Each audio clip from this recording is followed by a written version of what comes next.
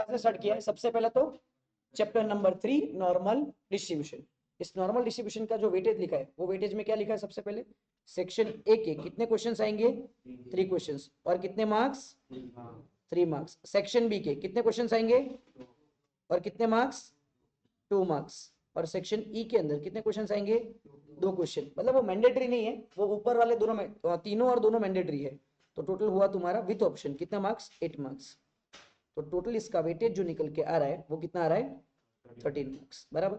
अब तक के चैप्टर्स में हमने ये चीज स्टडी की कि किसी की भी प्रोबेबिलिटी फाइंड करनी हो तो m by n, favourable outcomes divide by total number of outcomes. लेकिन अगर आउटकम्स सारे काउंटेबल है, डिस्क्रीट है, तो n c x p की पावर x q की पावर n माइनस x। लेकिन वो काउंटेबल नहीं है, it can assume any value within specified range. Any value का मतलब होता है कंटिन्यूअस रैंडम वेरिएबल। कॉफी का अमाउंट याद था या? 0 से 250 ml के बीच में कुछ भी कॉफी हो सकती है। तुम्हारी बॉटल के अंदर वाटर का अमाउंट 0 से 1000 ml के बीच में कुछ भी हो सकता है। तो ऐसी प्रोबेबिलिटी लाके कौन देगा? कंटिन्यूअस की प्रोबेबिलिटी लाके कौन देगा? एक इंसान जिसका नाम है प्रोबेबिलिटी डेंसिटी फंक्शन। क्या नाम है? Probability density function. क्या है एक बार बोलो मेरे साथ? 1 divide by sigma 2 pi e की power -1/2 x minus mu by sigma. नहीं अच्छा, लेकिन यही अच्छा। बराबर, क्योंकि यही चीज है और इसको याद रखना ही पड़ेगा। वापस बोलो, 1 divide by sigma 2 pi e की पावर -1/2 x माइनस x मतलब जिसकी प्रोबेबिलिटी लानी है, म्यू मतलब मीन, सिग्मा मतलब स्टैंडर्ड डेविएशन। तो दो लोग तुम्हारे लिए नए हैं, पाई और ई। इसको कहते हैं कांस्टेंट्स। क्या कहते हैं? प्रोबेबिलिटी डेंसिटी फंक्शन के कांस्टेंट्स। और उन कांस्टेंट्स की वैल्यू भी कांस्टेंट है। 3.1416, यहाँ पे वैल्यू 2.71828, मतलब 2.7183। कोई तुमको पूछे प्रोबेबिलिटी डेंसिटी फंक्शन ની અંદર કઈ વસ્તુ ફિક્સ છે, કોન્સ્ટન્ટ છે, તો બે લોકો કોણ કોણ? પાઈ અને ई। પાઈ की वैल्यू 3.1416, ई की वैल्यू 2.7183। अब x की अलग अलग वैल्यू रख के अलग अलग आंसर्स तुमको f ऑफ x के मिलेंगे। और ये f ऑफ x मतलब फंक्शन, ये फंक्शन हमें लाके देगा प्रोबेबिलिटी। हाँ या ना? वो प्रोबेबिलिटी को अगर हमने ग्राफ पेपर पे बताया तो एक होती है x एक्सिस और एक होती है y एक्सिस। x एक्सिस में x की सारी वैल्यूज, y एक्सिस में प्रोबेबिलिटी की वैल्यूज। लेकिन प्रोबेबिलिटी किसके लाके दी? प्रोबेबिलिटी डेंसिटी फंक्शन ने लाके दी।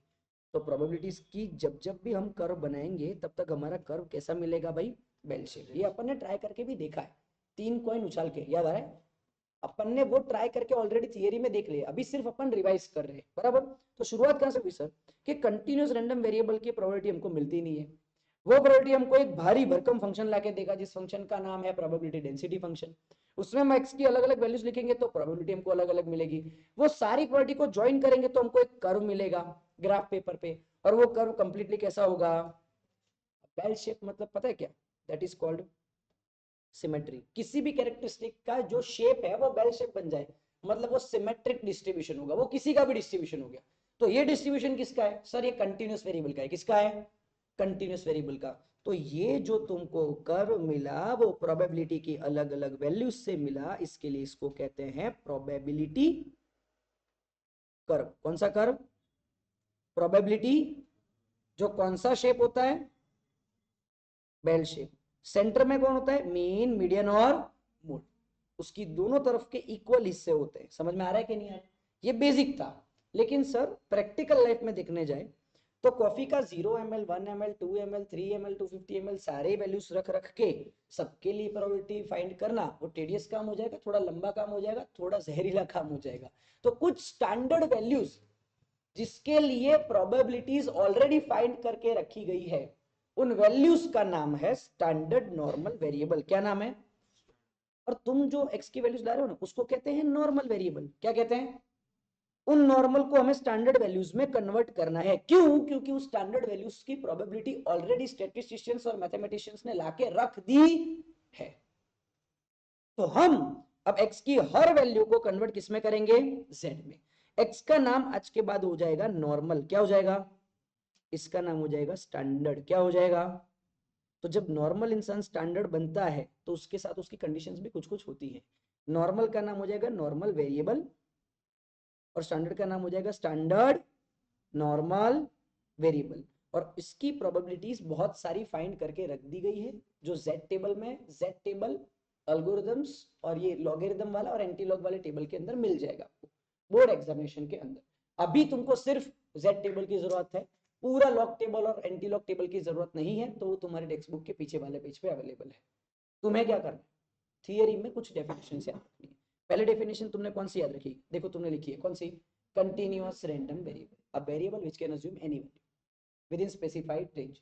मेरी सोसाइटी में अलग अलग तरीके के लोग रहते हैं, किसी का वजन कम है, किसी का वजन ज्यादा है, तो सर ऐसे कितने % लोग होंगे जिनका वजन 40 और 60 के बीच में होगा, तो मैं वहां पे एनसीएक्स नहीं कर सकता, एनसीएक्स पी की पावर एक्स क्यू की पावर एन माइनस एक्स, क्योंकि वहां पे वो सक्सेस और फेलियर नहीं है। क्या लिखूं सक्सेस में, क्या लिखूं, जो मोटा है वो सक्सेस, ऐसा सर ऐसा होता ही नहीं है। मतलब जहां पे 2 आउटकम है तो ही मैं बायनोमियल रखूं, सर नहीं है तो क्या करेंगे, तो नॉर्मल डिस्ट्रीब्यूशन को यूज करो।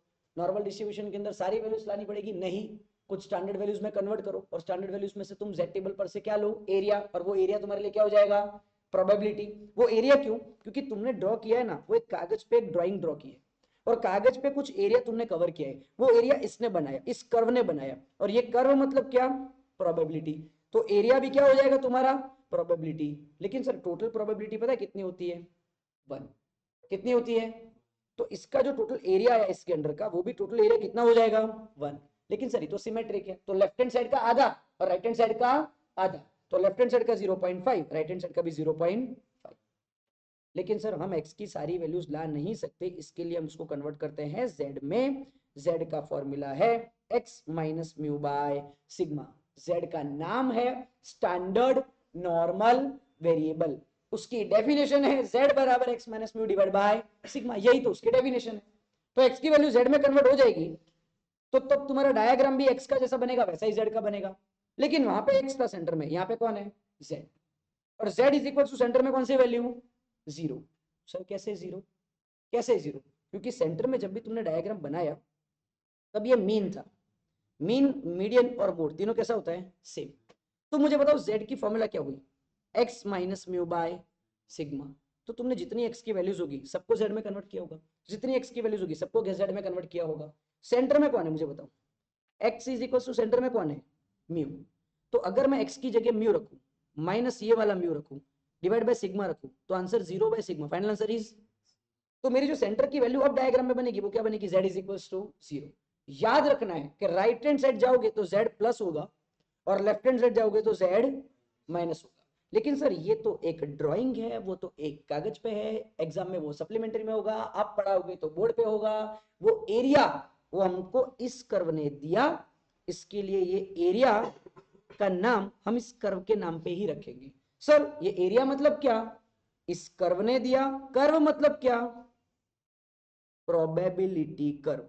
तो प्रोबेबिलिटी कर्व ने जो हमको एरिया दिया, वो एरिया भी हमारे लिए क्या हो जाएगा, प्रोबेबिलिटी।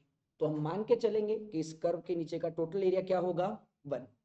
तो उसके आधे 2 टुकड़े करोगे तो लेफ्ट हैंड साइड का एरिया 0.5 और राइट हैंड साइड का एरिया भी 0.5, राइट। वो तो तुमको भी पता है, पर एग्जांपल भी अपन ने सॉल्व कर दिए। लेकिन एग्जाम में ये लोग ऐसा पूछेंगे, what is standard normal variable. तुमको पता होना चाहिए कि ये नाम हमने कहीं सुना हुआ है, स्टैंडर्ड नॉर्मल वेरिएबल का मतलब होता है z। वो लोग बोलेंगे डिफाइन स्टैंडर्ड नॉर्मल वेरिएबल, तो बोलने का क्या definition is based on the formula which is z is equal to x minus mu divide by sigma. Sir अपन ने अभी थोड़ी देर पहले कंटीन्यूअस रैंडम वेरिएबल की भी डेफिनेशन पढ़ी, वो तो थियोरेटिकल डेफिनेशन है, वो कोई फॉर्मूला नहीं है। तो इसकी भी कोई थ्योरेटिकल डेफिनेशन होगी ना, नहीं। पढ़ो क्या लिखा हुआ है, इफ x इज अ, पढ़ो, if x is a random normal variable, x मतलब नॉर्मल, मीन मतलब, स्टैंडर्ड डिवीजन मतलब, then the variable z is called as standard normal variable। z को हम क्या कहेंगे, स्टैंडर्ड नॉर्मल वेरिएबल। तो सीधे सीधे तो बोला है कि एवी वस्तु કે જેનો x એ નોર્મલ વેરિયેબલ હોય, મીન म्यू હોય અને સ્ટાન્ડર્ડ ડેવિએશન સિગ્મા હોય, તો આ ત્રણેયનો ઉપયોગ કરીને જે z બને છે x minus mu by sigma, તેને स्टैंडर्ड नॉर्मल वेरिएबल कहवाय છે। याद आ रहा है, मैंने गुजराती में बोला और वर्डिंग्स और नोटेशन लिखा इंग्लिश के अंदर। x को बोलते हैं नॉर्मल वेरिएबल, मीन को बोलते हैं म्यू, स्टैंडर्ड डेविएशन को बोलते हैं सिग्मा। तो रैंडम वेरिएबल z को हम बोलेंगे called as standard normal variable. यही इसकी डेफिनेशन है, इसकी कोई बड़ी लंबी चौड़ी डेफिनेशन नहीं है। There are suppose mutually exclusive exhaustive and equivalent and outcomes, among them outcomes are favorable, ऐसा नहीं है, चुपचाप बोलने का z is called standard normal variable और z के बाजू में फॉर्मूला लिख देने का, क्या x minus mu divide by sigma. तुमने अभी तक पता है क्या लिखा है? देखो तुम्हारी बुक में क्या लिखा है, सिर्फ x के बारे में लिखा है, कंटिन्यूअस वेरिएबल लिखा है, उसके बाद क्या लिखा है, प्रोबेबिलिटी डेंसिटी फंक्शन, उसके बाद क्या लिखा है, पाई और e लिखा है। अब इसके नीचे ये पढ़ो तो ये क्या है, then x is called normal variable and f of x is called probability density function। लिखो नीचे, इसके एग्जैक्ट नीचे लिखो, then x is called normal variable, then x is called normal variable and f of x is called probability density function, f of x is called probability density function, f of x is called probability density function। हो गया, हो गया। The distribution of x, लिखो, the distribution of x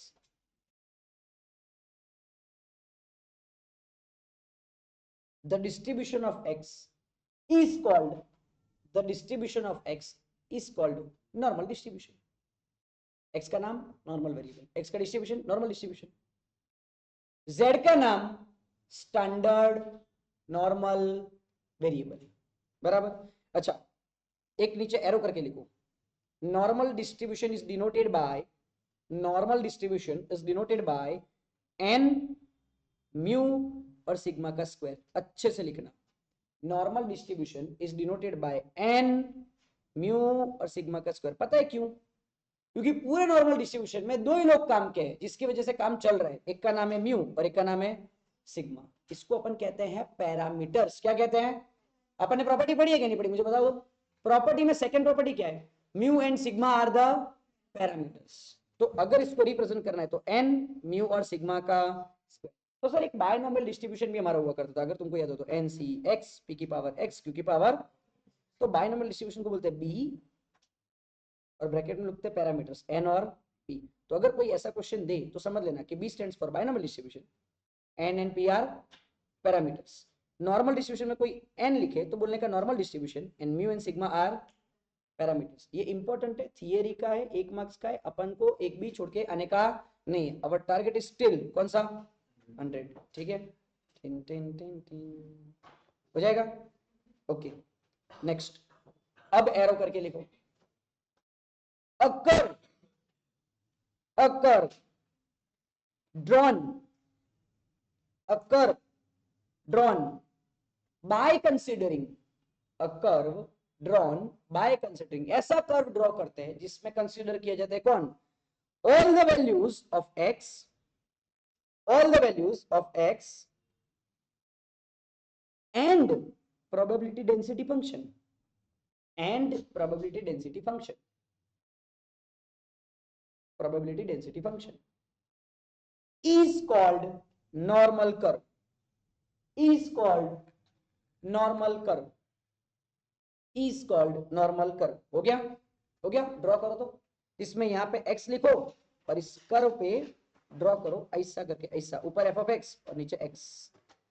इसको बोलो normal curve, इसको बोलो normal curve. Straight, अच्छा, परफेक्ट।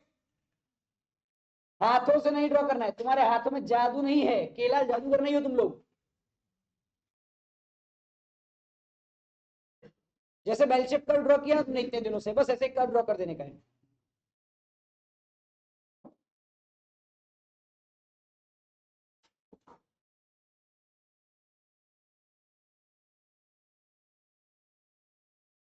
हो गया, कर्व ड्रॉ कर दिया।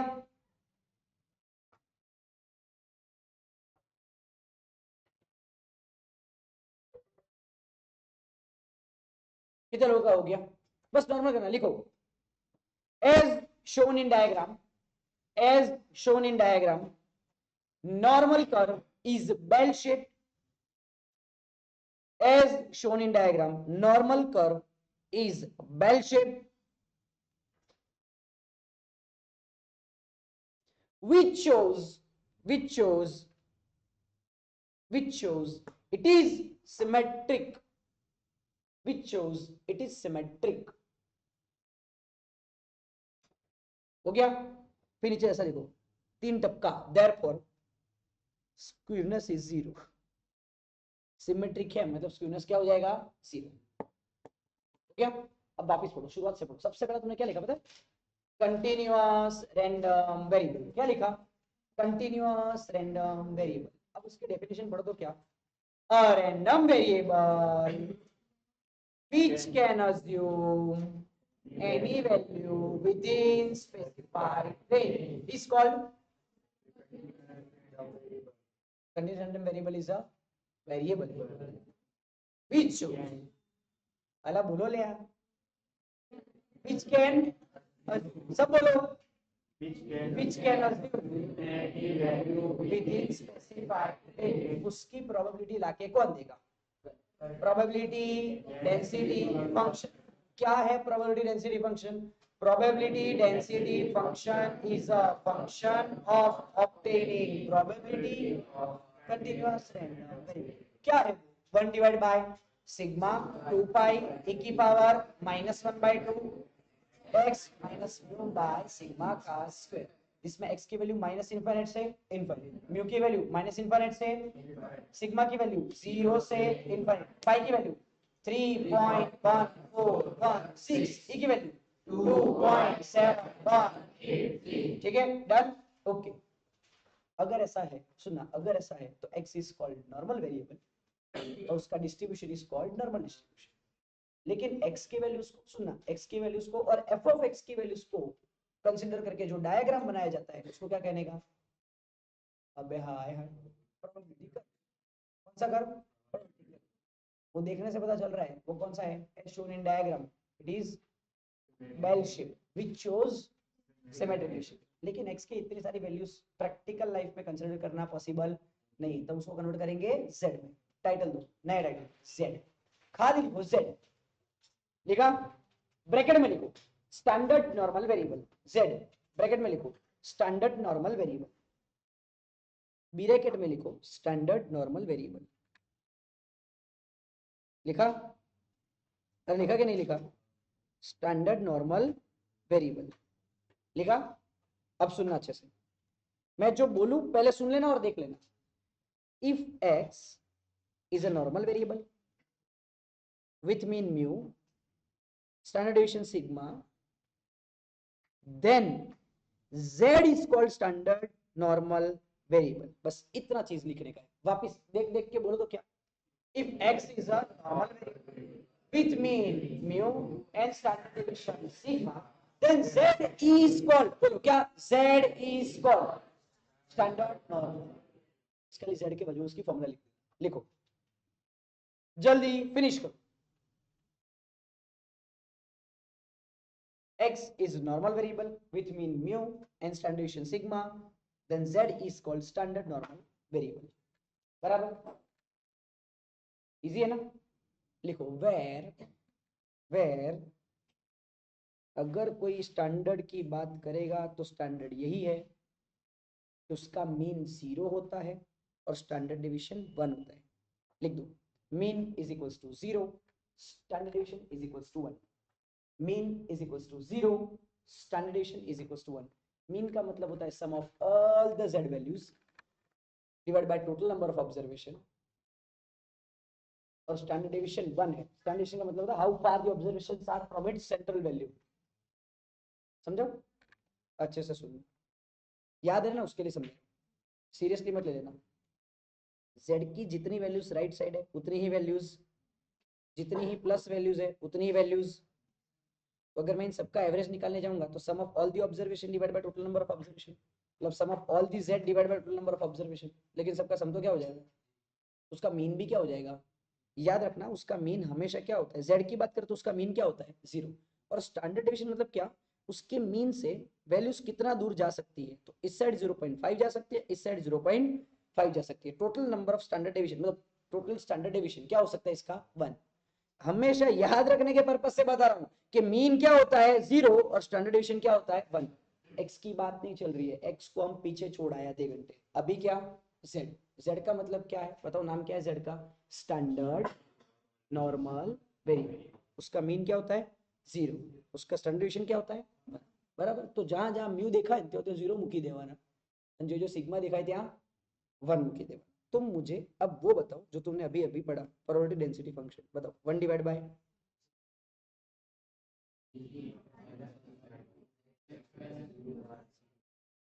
और x की वैल्यू बराबर।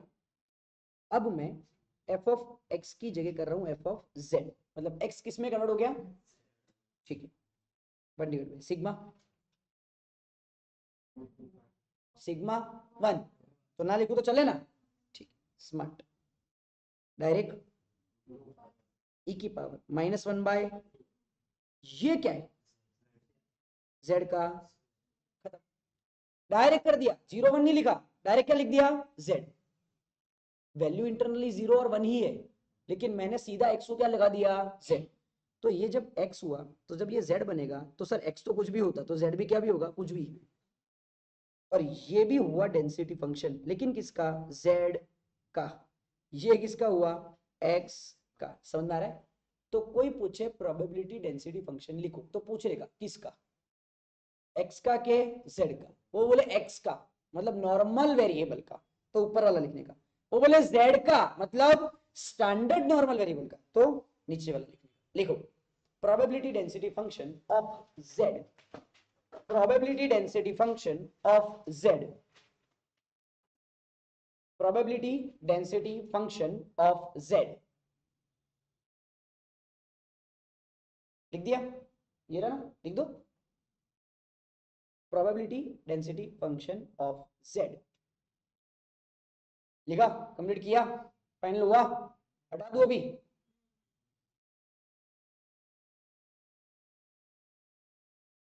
चलो कितने लोग हो गया, वेरी गुड। नाउ देखो यही है ना, यही है।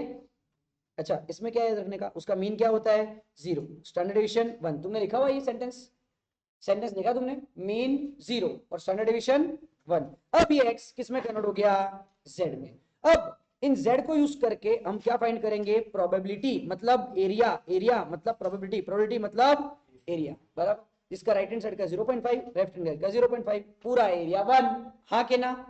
बट इसकी मेथड अपन ने ऐसे नहीं लिखी थी, याद करो, इसकी मेथड ऐसे लिखी थी अपन ने।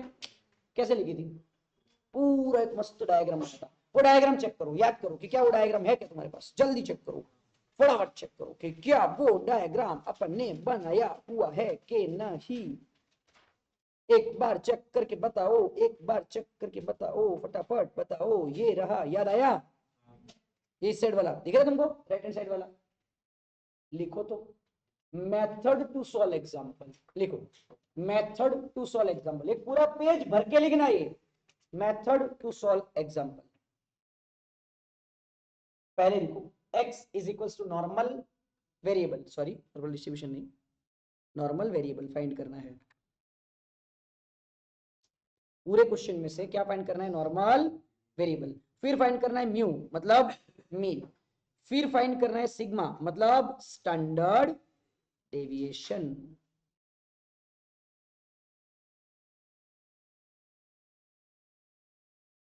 बराबर। फिर एरो करके नीचे लेके आओ, उसको लंबा एरो करके नीचे लेके आओ, z x minus mu by sigma.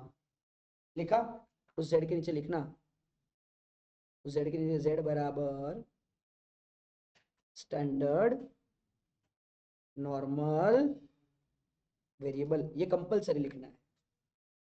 उसके बाद एरो करके एक छोटा सा डायग्राम ड्रॉ कर दो पेंसिल से। उसके बाद एरो करके नीचे लेके आओ और लिखो एरिया, और एरिया के नीचे लिखो प्रोबेबिलिटी, पूरा प्रोबेबिलिटी लिखना। एरिया के नीचे क्या लिखोगे, प्रोबेबिलिटी। और प्रोबेबिलिटी में से दो मस्त रास्ते निकालना, एक को बोलना परसेंटेज, एक को बोलना नंबर। परसेंटेज मतलब जो भी प्रोबेबिलिटी आई इनटू 100, और नंबर ऑफ पर्सन मतलब n इनटू प्रोबेबिलिटी, बराबर। चलो मोर मिलने के नहीं है अपन को,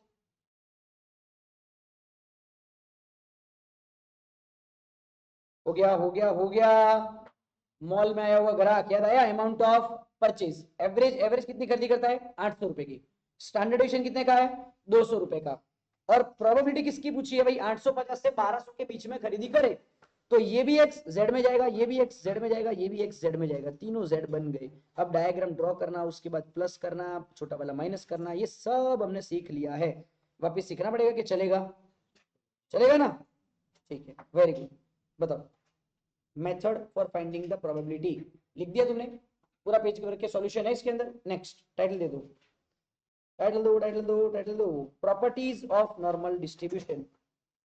टाइटल दो, प्रॉपर्टीज ऑफ नॉर्मल डिस्ट्रीब्यूशन। अच्छा चलो बायनोमियल की प्रॉपर्टी बताओ। तो बायनोमियल की पहली प्रॉपर्टी क्या थी?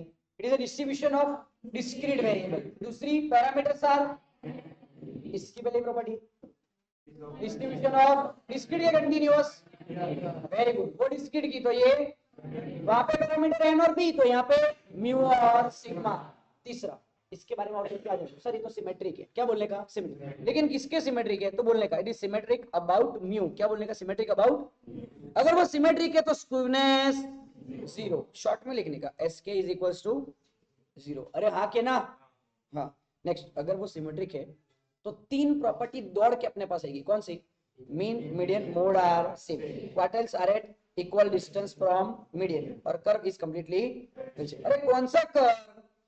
प्रोबेबिलिटी बराबर आ गया। कौन सा कर्व? अच्छा, normal curve is asymptotic about x axis. short में normal curve, tails of a normal curve never touch x axis. कभी भी डायग्राम ड्रॉ करते हो तो ऐसा नहीं करने का, उसकी जो टेल्स है, उसकी जो पूंछ है, उसको टच करवाने का नहीं, एकदम ऊपर भी हवा में रखने का। टच करवा दिया तो इनफाइनाइट तक नहीं जाएगी ना वैल्यूज। तुमको समझ आ रहा है मैं क्या बोल रहा हूँ? अपन को टच करवाने का नहीं, ये वर्ड नहीं याद रहता एसिम्प्टोटिक। अरे तेल लेने गया, तुम बोलो ना tails of a normal curve never touches x axis. पता है कितनी प्रॉपर्टी हुई? वापिस पहली कौन सी? Distribution of condition. Parameters are mu and sigma.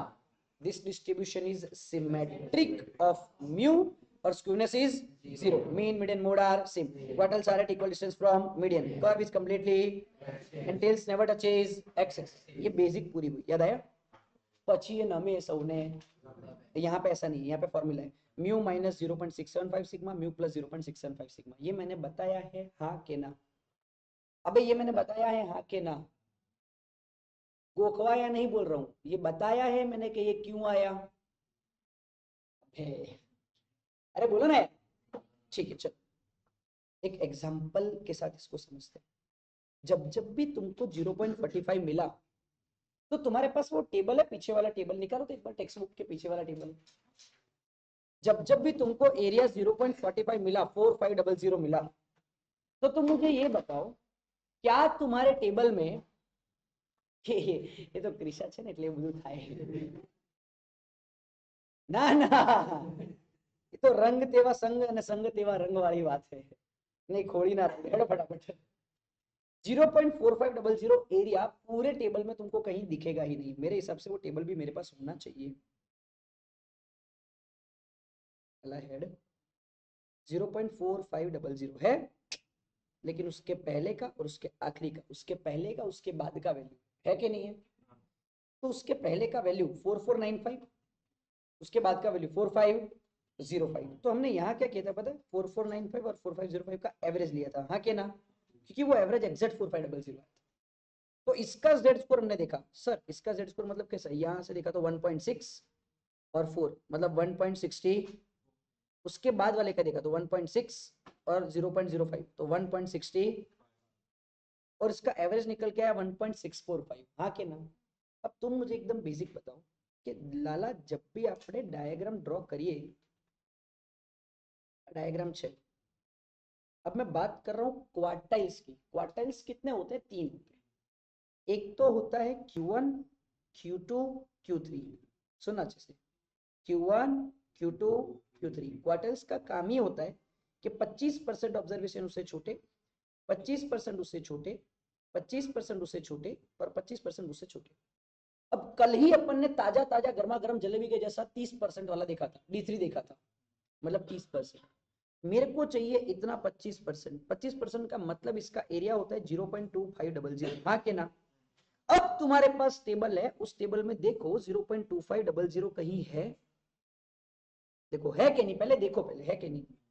एक क्या है 2486 और 25 सर 2500 तो एग्जैक्ट नहीं, तो भाई 2486 लिखो और 2518 लिखो। इसका एरिया अगर मैं फाइंड करूं तो ये होगा 0.6 और 0.7, इसका 0.67 और इसका 0.68। यस और no? That's called your area और that's called your z square.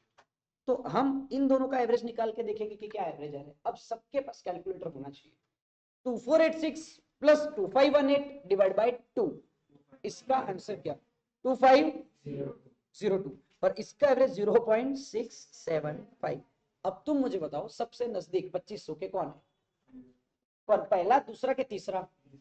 तीसरा, तो उसका जेड स्कोर क्या होना चाहिए 0.675। मतलब क्या हुआ सर, ये z की वैल्यू है 0.675 और ये z की वैल्यू भी है 0.675। ये राइट साइड है तो प्लस होगी, लेफ्ट साइड है तो माइनस होगी। सेंटर वाले को तो हम हमेशा म्यू कहते हैं, तो म्यू माइनस और म्यू प्लस। अरे हाँ के ना? डन। तो हमारी प्रॉपर्टी क्या निकल के आई दोस्त, बताओ क्या निकल के आई? Mu minus 0.675 sigma, mu plus 0.675 sigma. कोई भी चीज हवाबाजी नहीं होती, हर चीज प्रूवन है। Formula was n sigma x y sigma s sigma y n sigma x पर सिग्मा x का होल स्क्वायर। वो हवा में नहीं आया। सबसे पहला फॉर्मूला दिया कार्ल पियर्सन ने, that was covariance of xy divide by s of x s। हमने कोवेरिएंस ऑफ xy का फॉर्मूला रखा, s of x s of y का फॉर्मूला रखा, स्क्वायर रूट रखे, प्रूव किया, स्क्वायर रूट कैंसिल हुआ, फॉर्मूला आया, उसके ऊपर से वो पूरी फॉर्मूला बनी। प्रूफ रिजल्ट कोई मांगता नहीं है और तुमको डायरेक्ट गोखण पट्टी करने में रस है, क्योंकि किसी ने तुमको प्रेज किया ही नहीं है कंसेप्ट वाली चीज पे। लोगों ने तुमको प्रेज किया है किस पे बेसिस पे? परसेंटेज के बेसिस पे। और परसेंटेज कैसे आता है? याद रखने से। कंसेप्ट क्यों आया पता नहीं, तो 0.675 कैसे आया तो ये मैंने तुमको बता दिया। इनकेस एग्जाम में जाके भूल जाओ कि सालो Q1 ने Q3 यानी वैल्यू मैंने याद नहीं आई रही, तो अब तुम्हारे पास ये प्रॉफिट या बेनिफिट है कि तुम एग्जामिनर मतलब टीचर को जाके तुम ऐसा बोल सकते हो कि सर मेरे को एक बार टेबल दो ना। वो जब तुमको टेबल देगा, जेड टेबल तुम्हारे पास आ जाएगा, तो तुमको तो पता है ना Q1 और Q3 का फंक्शन क्या है। सर 25% ऑब्जर्वेशन छोड़ देते हैं, तो 2500 वाला एरिया बताओ। और तुमने टेबल पे से 2500 वाला एरिया निकाला ना, अभी जैसे मैंने निकाला, तो तुमको तब भी 0.675 मिलेगी। फिर याद आएगा कि हाँ सर ने ये सिखाया था, 0.675 आया। हर एक चीज प्रूवन है, बस याद रखो, खोखोगे तो मर जाओगे। तो पहली प्रॉपर्टी सबसे पहले क्या थी बताओ? It is the distribution of continuous random variable. Second, constants कौन से म्यू और सिग्मा आर पैरामीटर्स। ये लंबा लिखने की जरूरत नहीं है। Parameter of the distribution is mu and sigma. This distribution is symmetric. Mean, median, mode are same. Quartiles are at equal distance. Curve is completely bell shaped. The tails of a curve never touches x-axis. और Q1 बराबर mu minus 0.615 sigma and Q3 बराबर mu plus 0.615 sigma। ये अपन ने समझाया हुआ है, मुझे याद है। याद आया ये? एकड़ी लखवानी से याद थे ना, 1 2 3 4 5, तो 2/3 सिग्मा 4/5 सिग्मा। याद आया? और ये फॉर्मूला किसकी है? क्वार्टाइल डेविएशन और मीन डेविएशन। वापस पहली प्रॉपर्टी पढ़ो क्या? This distribution is a distribution of continuous random variable.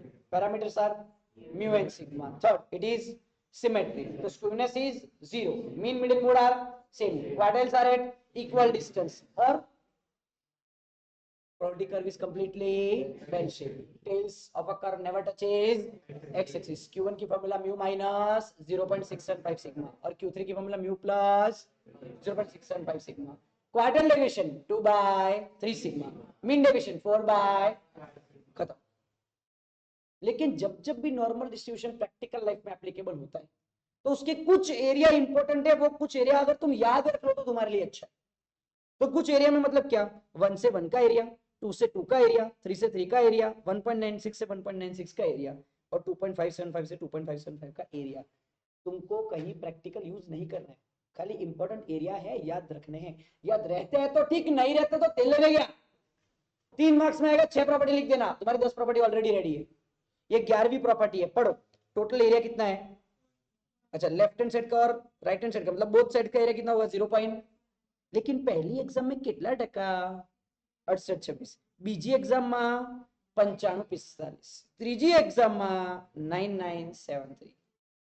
Pre board exam में 95। और बोर्ड एग्जाम में याद आया, mu minus sigma mu plus sigma mu minus 2 sigma mu plus 2 sigma mu minus 3 sigma mu plus 3 sigma. ये 1 2 3 तो तुमको याद रह जाएगा, ये वैल्यू याद रखनी पड़ेगी। 1.96 1.96 2.575 2.575। ऐसे तो 1.98 भी इंपॉर्टेंट है, ऐसे तो 2.22 भी इंपॉर्टेंट है, लेकिन ये एरियाज का यूज सबसे ज्यादा होता है हायर एप्लीकेशन में। तुमको याद रखना, ठीक है? नहीं रखना, ठीक है? याद रखोगे तो तुम्हारे लिए OMR और BSQ सुधर जाएगा। इंपॉर्टेंट एरियाज है इसके लिए। और तुमको एग्जाम में याद नहीं भी आ रहा, चलो नहीं याद, और एग्जाम इन लोगों ने पूछ लिया, तो पहला पढ़ो क्या है, mu minus 1 sigma mu plus 1 sigma. और 1 का एरिया सर मुझे याद है 0.3413, इसका भी 0.3413, टोटल करोगे तो 0.6826। समझे कि गोखोगे? इसका एरिया है 0.4772, इसका भी एरिया है 0.4772। तुम्हारे टेबल पे है 2 का एरिया, टोटल आता है 0.9544, ऐसा होता है, बट अप्रोक्सीमेटली वैल्यू 95। अगर भूल जाओ तो पहली परीक्षा, बीजी परीक्षा, त्रीजी परीक्षा, प्री बोर्ड परीक्षा, न बोर्ड परीक्षा, समझ में आ रहा है? बट एरिया याद रखने के हैं, ये इंपॉर्टेंट एरियाज है। याद रहते हैं तो ठीक, एग्जाम में प्रॉपर्टी पूछे तो 6 लिख के आ जाने की, 4 मार्क्स पे प्रॉपर्टी आती नहीं, और आए तो 8 लिख के आ जाने की। तुमको तो 10 याद है, ये तो 11वीं प्रॉपर्टी है यहाँ के ना। टोटल मिलके ऐसे 15 प्रॉपर्टीज है, बट तो खाली बात है। अगेन पहली प्रॉपर्टी फिर से बोलो क्या, this distribution is distribution of condition. अच्छा, म्यू एंड सिग्मा क्या है, वो parameters. This distribution is symmetric, mean median mode are same, quartiles are equidistant, completely bell shaped, tails never touch x axis, q1 और q3, 2 3 4 और 5। पहली परीक्षा में 68 26, बीजी परीक्षा में 95 4, तीजी एग्जाम में और लास्ट एग्जाम में वापस बोलो, पहले में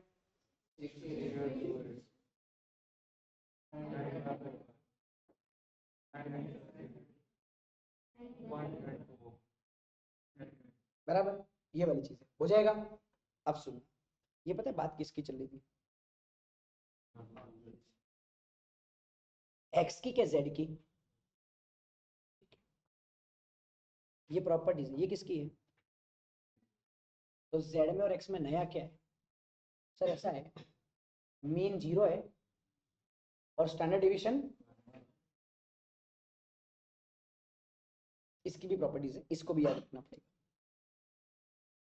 सर सुनो लाओ यार, कोई कोई याद रखो, जो जितनी याद रखू लो बचो।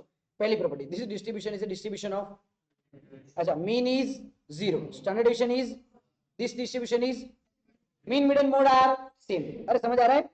अच्छा, क्वार्टल्स क्या था? Quartiles mu minus 0.675 sigma, that will be 0 and that will be 1। अगर ये 0 है, अगर ये 1 है, तो फाइनल वैल्यू क्या निकल के माइनस 0.675, और म्यू प्लस 0.675 सिग्मा के अंदर यहाँ पे 0 और यहाँ पे 1 रखो तो आंसर क्या हो जाएगा 0.675। हाँ, तो ये दो वैल्यूज माइनस 0.675 और प्लस 0.675। अच्छा, 2/3 सिग्मा और 4/5 सिग्मा, तो सिग्मा तो क्या हो गया 1, तो फाइनल आंसर इज 2/3 और ये final answer is 4/5। Total area is 1, both side का 0.5। फर्स्ट एग्जाम कितनी 6826, second exam 9545, third exam 997। Sir ये क्या गया, म्यू माइनस सिग्मा और म्यू प्लस सिग्मा कहां गया? अरे सिग्मा तो 1 हो गया और म्यू क्या हो गया? तो -1 से 1, -2 से 2, -3 से 3, और 1.96 से 1.96 और 2.575 से 2.575। કોઈ નવું છે આમાં નામાં? જે x નું છે z નું છે ને, કારણ કે x માંથી તો z બન્યા છે, હા કે ના? तो प्रॉपर्टी में ये 11 प्रॉपर्टी अभी तुमको लिखने की है, उसके बाद इसी को लिखनी है वापस, स्टैंडर्ड नॉर्मल डिस्ट्रीब्यूशन। सर कोई भी एक लिखे तो चले, दौड़े, कोई भी एक लिखो, बताओ कौन सी वाली? नॉर्मल डिस्ट्रीब्यूशन, ठीक है? सारी की सारी प्रॉपर्टी लिख दो। फर्स्ट, चीजों को हमेशा पॉजिटिव वे में लिया करो। अरे यार तुम लोग तो खड़े करो, चलो सब कुछ बंद, सब कुछ बंद।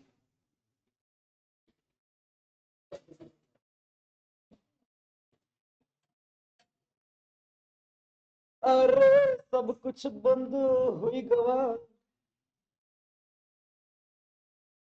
इस चैप्टर को फिनिश करते हैं, इस चैप्टर की समरी हमें क्या कहती है, जो हम एक बार देख लेंगे। तो मैं चौपड़ा चौपड़ी बंद करो, कोई भी बेंचिस पर अगर किसी का भी चौपड़ा या चौपड़ी कुछ भी खुला हुआ है देख लेना, सब कुछ बंद चाहिए। Back straight, take a deep breath in and release. अदब बढ़ के माथे पे हाथ रख के नहीं, कुछ तो ऐसे बैठे के सू है जीवन मोह, सब जाती। ओके, सबसे पहले पढ़ दो क्या लिखा हुआ है। A function for obtaining probability of continuous random variable, उसका नाम है प्रोबेबिलिटी डेंसिटी फंक्शन, बराबर। अच्छा, लेकिन वो प्रोबेबिलिटी डेंसिटी फंक्शन कंटीन्यूअस की ही प्रोबेबिलिटी फाइंड करेगी, डिस्क्रीट की प्रोबेबिलिटी फाइंड करने वाला नहीं है। तो सर डिस्क्रीट के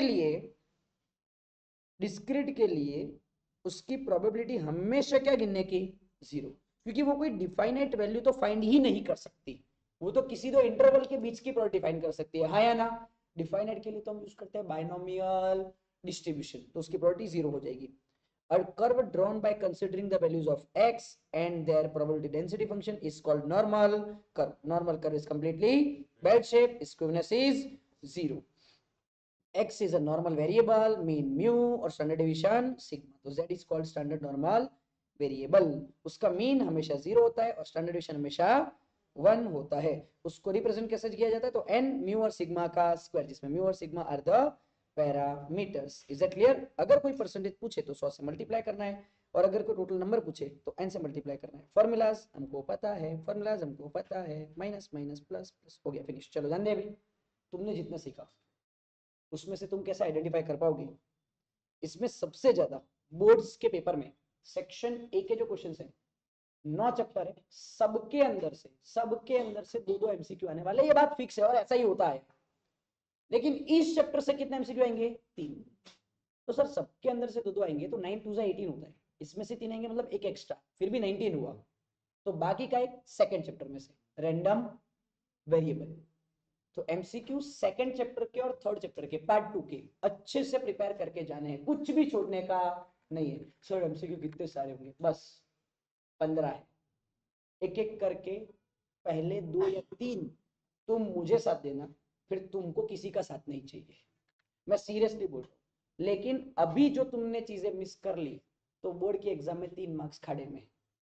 पर अब point number 1, which of the following is probability density function. अब तुम्हें और मुझे दोनों को पता है f of x is equals to 1 by sigma 2 pi e raise to 1 by 2 x minus mu by sigma का स्क्वायर। ओ ओ ओ स्क्वायर नहीं है, मतलब ये तो ऑप्शन ही नहीं है। F x equal 1 by sigma 2 pi e की पावर माइनस 1 बाय 2 नहीं है, मतलब ये भी। सर 1 सिग्मा 2 पाई e की power minus 1 by 2 x minus सब कुछ है, 1 2 पाई की power minus 1 by 2 x minus सब कुछ है। तो लो,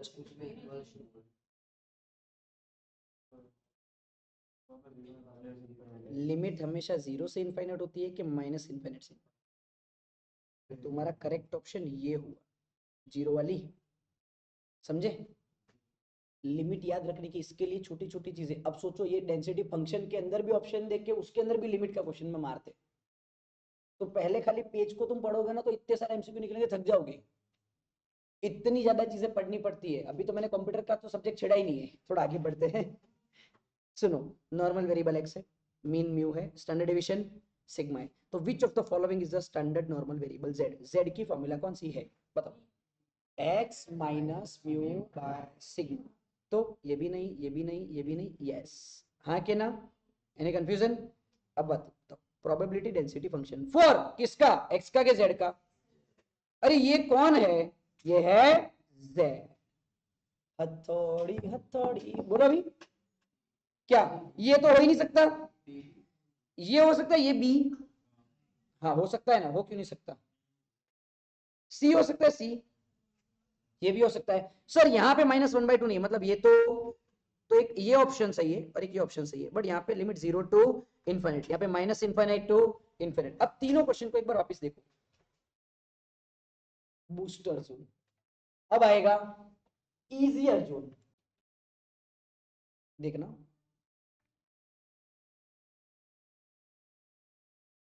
अब खाली क्वेश्चन को पढ़ना शुरू करो, कितना क्लैरिटी है। Which of the following are mean and variance, बताओ मीन क्या होता है और स्टैंडर्ड डेविएशन तो वेरिएंस, वेरिएंस मतलब इसका, तो answer is option. What is total area, पक्का। What is right hand side का एरिया, 99% कौन सी एग्जाम में, बोर्ड की एग्जाम में, है ना। और पहली एग्जाम में 68.26, हाँ के ना। मीन डेविएशन मतलब 4/5 सिग्मा और क्वार्टर डेविएशन मतलब 2/3 सिग्मा, हाँ के ना। क्यों, क्योंकि ये नॉर्मल का है और ये स्टैंडर्ड नॉर्मल का है। नॉर्मल का मतलब एक्स का, तो वो तो हो जाएगा 4/5 सिग्मा। z के लिए अगर मुझे क्वार्टर डिवीजन फाइंड करना है तो वो 2/3 सिग्मा होगा, लेकिन 2/3 सिग्मा की वैल्यू 1 होती है। तो final answer is not 2/3 sigma, it is 2/3। कितने क्वेश्चन हो गए बताए, और आगे सिर्फ 3 क्वेश्चन थे। प्रोबेबिलिटी डेंसिटी फंक्शन, टोटल इसके मिलके 15 क्वेश्चन है। अब तक का मेरा एनालिसिस ये कहता है कि जो आगे के 10 क्वेश्चन है ना, उसमें से 2 क्वेश्चन आते हैं और पीछे के 5 क्वेश्चन में से 1 क्वेश्चन। सर ऐसा क्यों, क्योंकि ये सब फॉर्मूला बेस्ड है और इसमें ये वाला क्वेश्चन के सी, फिफ्थ वाला क्वेश्चन के सी कितना इजी है। देखो क्वेश्चन कितना इजी है, क्या मीन 0 और वेरिएंस 1 और टोटल एरिया हमेशा क्या होता है 1। बोलो बात खत्म हो गई। अच्छा ये वाले इंपॉर्टेंट 9th और 10th इंपॉर्टेंट, खाली इंपॉर्टेंट वो सारा के सी। इसका मतलब नहीं कि बाकी का नहीं करीन जवाना, भाई સૌથી વધારે एमसीक्यू हमारी जवाना तो आ तो કરીને जवाना है, पर पहला वो उधार इंपॉर्टेंट। नेक्स्ट सर इनका क्या है, इनका स्टेटस ये है कि ये कोई फॉर्मूला बेस्ड नहीं है, ये सब एग्जांपल्स है। अब एग्जांपल में तुमको सारे फॉर्मूलाज याद होने जरूरी है। अब पहले पढ़ो क्या लिखा हुआ, first quartile for a normal distribution और mean for a normal distribution. इसको मीन कहते हैं, मतलब क्या म्यू, और फर्स्ट क्वार्टाइल को कहते हैं Q1। लेकिन सर बात अगर नॉर्मल डिस्ट्रीब्यूशन की चल रही है तो मीडियन की फॉर्मूला पता है क्या होती है, Q3 plus Q1 divide by. लेकिन सर बात अगर नॉर्मल डिस्ट्रीब्यूशन की ही चल रही है तो मीन भी वही, मीडियन भी वही और मोड भी वही। तो हमको तो मीन दिया है कितना है 11, तो मीडियन भी कितना हो जाएगा 11। हमको Q3 फाइंड करना है और Q1 कितना दिया हुआ है 3, डिवाइड बाय 2, 2 को मल्टीप्लाई करो, 11 2 जा 22, Q3 प्लस 3 प्लस 3 है सामने आएगा तो Q3 विल बी व्हाट 19। बताओ कोई ऑप्शन में है 19, this your solution, this is your solution. Clear है, टफ था इजी था, सच्ची बताओ टफ था कि इजी था। तो सब धीरे धीरे गायब हो गए, तुम लोग खड़े हो तो सब खड़े खड़े जल्दी जल्दी जल्दी, ऊंघ में है पाछे बोले तुझे पढ़े नहीं कसू। चलो हाथ आगे रखो, यस टर्न राउंड, पास पास पास पास पास, very good, stop reverse, very good, कमर पे हाथ, head, very good, stop reverse, अपनी वाली क्लैप, चलो फटाफट, रेडी 5 6, याद करो क्लैप, हाँ हाँ 5 6 5 6 7 स्टार्ट।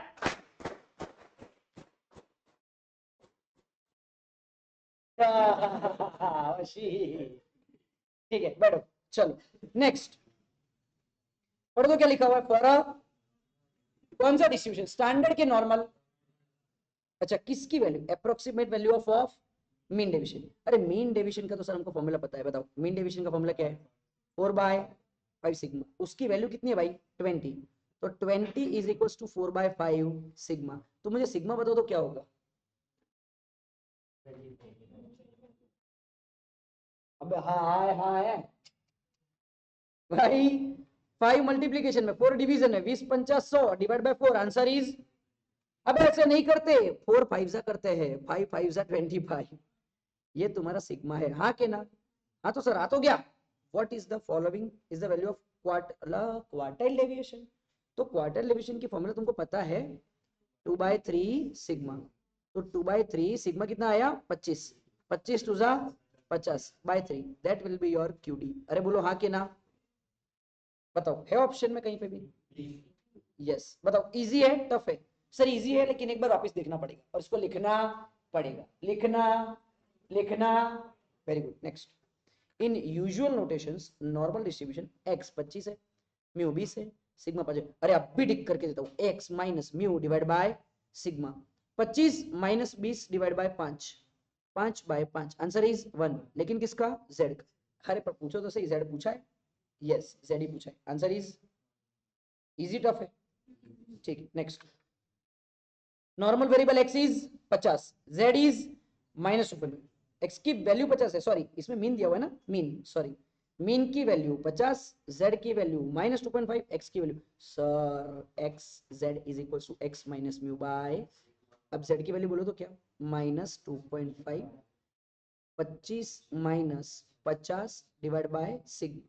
तो सिग्मा को अगर मैंने सब्जेक्ट बनाया तो 25 माइनस 50 बराबर -25 डिवाइड बाय -2.5, तो sigma will be what? Sigma will be 10। करो ले 25 बाय 2.5 10, आंसर आ गया सर, 10 आंसर आ गया। एग्जैक्टली पूछा वेरिएंस है, मतलब स्टैंडर्ड डेविएशन का स्क्वायर। तो आंसर इज, ये गलतियां अक्सर हो जाती है। अब n, सर ये मैं आपको बताता हूं, n ये a और ये डेल्टा, कौन सा चैप्टर चल रहा है?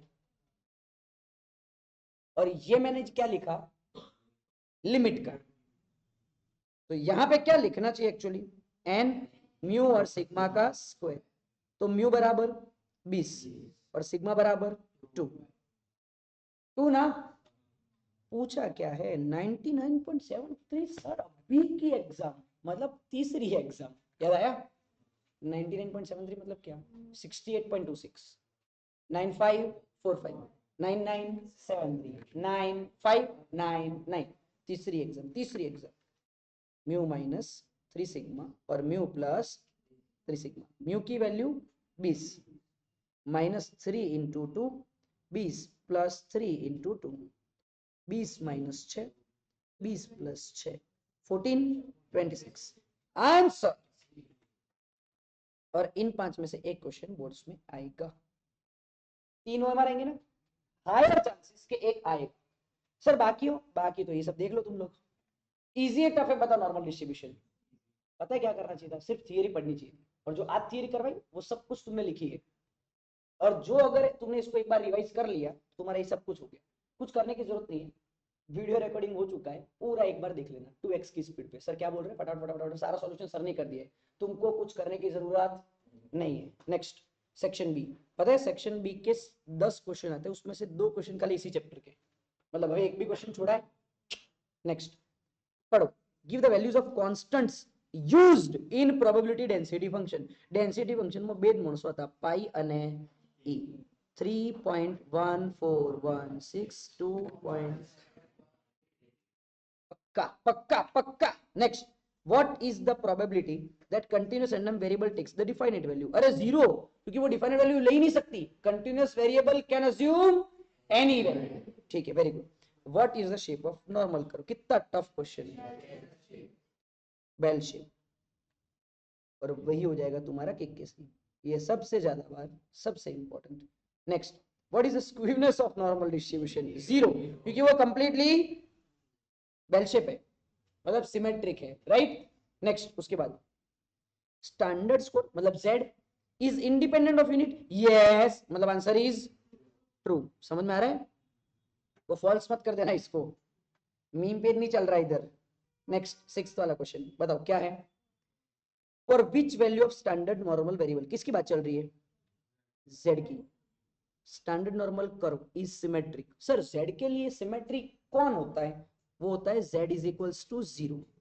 z is equals to 0 symmetric करता है दोनों साइड की, बात z की चल रही है। लेकिन उसके नेक्स्ट क्वेश्चन के अंदर फॉर विच वैल्यू ऑफ, सुनना, for which value of normal variable which divide the area in 2 parts, तो उसका आंसर होता है x is equals to mu. Normal में x is equals to mu, और जब z में गए थे तो z इज इक्वल्स टू, इसको लिखने का मोस्ट इंपोर्टेंट वैज्ञानिक, what percentage of area is covered under the mu -2 sigma mu +2 sigma. बीजी एग्जाम बताओ कितना, 95. और इसको लिखने का KK से सबसे ज्यादा हो गया। अब हिंट हिंट पे खेलेंगे अपन, खेले? अच्छा, मीन ऑफ अ डिस्ट्रीब्यूशन मतलब म्यू, स्टैंडर्डाइजेशन मतलब sigma. What is third quarter? Sir third quarter मतलब Q3 is equals to mu plus 0.675 sigma, मतलब 13.25 प्लस 0.675 इंटू 10, मतलब 13.25 plus 6.75, answer is 20 if I am not wrong. 6 3 6 4 19 ने 75 25 20 हो गया, हो गया कि नहीं? अब बताओ, मीन 10 है और स्टैंडर्ड डिवीजन 6 है, what is quartile division? Sir quartile division का फॉर्मूला है क्या? 2/3 सिग्मा, तो 2/3 इंटू 6, आंसर फिनिश। इजी है टफ है? इजी, ये एग्जांपल है 9 से, ठीक है। अब वापस एक बार, approximate value of mean deviation is 8, इसका मतलब मीन डेविएशन की वैल्यू 8 है, तो मीन डेविएशन की फॉर्मूला क्या होगी बताओ तो? 4/5 सिग्मा, तो 8 इज इक्वल्स टू 4/5 सिग्मा, तो सिग्मा विल बी व्हाट? 10। अबे देखो देखो 10 करके देखो 10, तो ये सिग्मा 10 आया। मुझे पूछा क्या? फाइंड दिस, हो गया 10, finish. Next, for a normal distribution estimated value of quartile division is 12, मतलब QD is equals to 2/3 sigma, और ये हो गया 12, तो 2/3 सिग्मा, आंसर 18। अरे 18, अरे चेक करो ना यार, अरे बोलो ना यार। हाँ, find the value of its standard division, standard division क्या हो जाएगा? 18, बात खत्म। कौन सा क्वेश्चन चल रहा है पता है? 12th नंबर का क्वेश्चन। अब शांति से सुनना और दिमाग लगा के सुनना कि for the probability distribution of standard normal variable, ठीक है, समझ गए? बात इसकी चल रही, इसकी मतलब किसकी? Z की। What is the estimated limits of middle 50%? Sir बच्चे ना 50% तो लोचो मारे। सर बच्चे ना 50%, मतलब अगर मैं इसको ड्रॉ करने जाऊं, ये और ये कौन कौन है? ये लोग Q1 और, तो Z के लिए Q1 और Q3 कौन कौन है? -0.675 और प्लस 0. ये इसका आंसर है। लोग इसको ढूंढते हैं बड़ा बड़ा करके, ये इसका फाइनल आंसर है। अच्छा ठीक है, ये बताओ एक्सट्रीम क्वार्टाइल्स, एक्सट्रीम क्वार्टाइल्स का मतलब होता है ये Q1 है और ये Q3 है, तो sir Q3 plus Q1 divide by 2, मतलब 30 प्लस 20 डिवाइड बाई 2, मतलब 50/2, आंसर इज, सर ये तो मीडियन हुआ और ये तो मीन पूछ रहे, कहां से लाऊं? Mean median mode same, answer is 25, ठीक है। नाउ एक बहुत बड़ा क्वेश्चन, इतना बड़ा क्वेश्चन जिसका कोई रीजन ही नहीं है। The monthly expense of a group follows the normal distribution, तो x बराबर मंथली एक्सपेंस, ठीक है। मीन 10,000 है, स्टैंडर्ड डिवीजन 1,000 है, मतलब क्या? x minus mu divide by sigma, और z स्कोर कितना है? 1 है, तो बताओ तो खाली x की वैल्यू क्या लिखी भाई? 10,000 के मीन 10,000 है? नहीं नहीं, फाइंड करना तो तुमको पता है किसके लिए पूछा है? फाइंड करना है having the monthly expense more than 11,000, उसका z स्कोर फाइंड करना है, तो 11,000 माइनस म्यू बराबर 10,000 डिवाइड बाय सिग्मा बराबर 1,000 का फाइनल आंसर बताओ तो 1, तो z स्कोर का वैल्यू 1 बराबर, तो इज इट ट्रू और फॉल्स? अबे फॉल्स, z स्कोर का कभी यूनिट होता ही, अच्छा तो is it true? No it is not true, give the reason, this is the reason, standard score is independent of unit, और लोगों ने इतनी बड़ी जफामारी कर दी। पहले तो कोई देख के ही बता सकता था ला यार रुपया में ना होए, गम्मे दे आचुआन तो रुपया में ना होए, समझ आ रहा है? ठीक है, नेक्स्ट सुनना अच्छे से। Age of a group of a person follows the normal distribution, mean 45, standard division 10, 60 के लिए फाइंड करो, मतलब क्या? x minus mu divide by sigma, 60 minus 45 divide by 10, answer हो गया। इसमें क्या टेंशन लेने का, बोलो ये भी आया, हो जाएगा। पर फाइंड क्या करने का बोला है? एवरेज मार्क्स, एवरेज मतलब म्यू, और म्यू के लिए क्या करना पड़ेगा? z बराबर x minus mu by sigma, the marks obtain by the students in the economics, wow, follows the normal distribution. Economics सुन के कैसे हंसते तुम लोग, लगता है बड़ा अच्छा सब्जेक्ट लगता है तुम्हें। अच्छा, marks of random selected students is 60 marks, मतलब x इज इक्वल टू 60। अच्छा मीन दिया हुआ, मीन मीन नहीं दिया 1, अरे वो तो फाइंड करना है ना यार, क्यों ऐसा कर रहे हो। और सिग्मा कितना है 100, उसका क्या वेरिएंस है, तो ये 10। और जेड स्कोर दिया हुआ है क्या, हाँ जेड स्कोर इज, कर दो 10 1 जा 9 ना, 60 minus mu, 60 minus 10 mu is equals to, हो गया। अब कल एक बार आंसर निकालो तो सॉल्यूशंस, ये सेक्शन बी के सॉल्यूशन निकालो। हो सकता है कि कहीं गलत है, हो सकता है कि कहीं गलत है, एक बार चेक इट आउट, जल्दी जल्दी जल्दी चेक इट आउट, जल्दी जल्दी जल्दी। 13 का आंसर बोलो, 13 का chapter 3 exercise 3 section B minus 0.675 और प्लस 0.675। 14 का 25, अच्छा 15 का नो, वही तो था, नो ही तो था। 16 का वो भी है, और 17 का 50, हो गया। ये तुम्हारा वो सेक्शन ए और बी। अब मेहरबानी करके बोलना मत साहब सेक्शन ए बी માટે સવારે 7 વાગે બોલો, ઉત્તરાયણના દિવસે તો આયા નહીં, હવે હોળીના દિવસે વાત। ऐसा पक्का सोनेरी ट्यूब लग के ऐसा रखूंगा ना कि पेपर के दिन कोई पहचान में नहीं आएगा। हो गया सेक्शन ए बी, फिनिश है। नाउ एक छोटी सी नन्ही सी ख्वाहिश जो तुम्हारी रह गई है। अच्छा तुम मुझे सिर्फ इतना बताओ, ये कोई एक फंक्शन है, तुमको पता है ये कौन सा फंक्शन है, इसको क्या कहते हैं?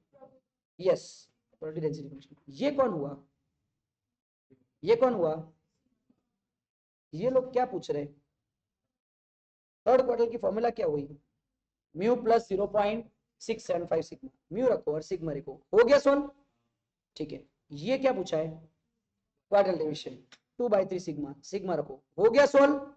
अच्छा तीसरा बोलो क्या, मीन फॉर्मूला 4/5 सिग्मा रखो, हो गया सॉल्व, खत्म। ऐसा मत बोलना आ બધું नहीं कराયું છે अभी, नहीं ऐसा पीछे से कुछ होते हैं, फैनिल आएगा अभी। सेक्शन अपनो पहला नो तीजो कराओ, समझे, अला फैनी मस्ती करो यार, हैप्पी बर्थडे बेटा।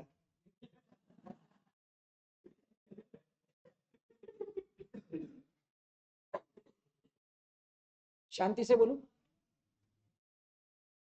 कौन से क्वाड्रेंट्स, तो ये लोग कौन हुए, Q1 और, तो 50 प्लस 20 डिवाइड बाय 2 करो, 70/2 करो तो आंसर 35 મળે। આને મારે શું કહેવાનું, મીડિયન मीन एंड मोड, हाँ के ना। अच्छा ये क्या है, विच इंक्लूड्स द 95। 95 मतलब कौन सी exam, pre boards. Pre board मतलब क्या, mu minus 1.96 sigma, mu plus 1.96 sigma, हाँ के ना। अब तुमको पता है क्या मिल गया है, ये क्या मिल गया है, क्या मिल गया, देखो म्यू आ गया 35, अरे आ गया कि नहीं। अब तुमको सिर्फ चाहिए सिग्मा, क्या चाहिए, अरे बोलो ना क्या चाहिए। अच्छा ठीक है, अब ये मुझे बताओ, Q3 plus Q1, sorry plus से तो Q3 माइनस Q1/2, इसको क्या कहते तुम लोग, स्टैंडर्ड 11 क्वार्टाइल। अच्छा Q3 मतलब कितना, 50 माइनस 20/2, 30/2, आंसर 15 तुम्हारा क्वार्टाइल। तो क्वार्टाइल डेविएशन की फॉर्मूला क्या है, 2/3 सिग्मा, 15 इज इक्वल टू 2/3। अरे बराबर लिखा मैंने,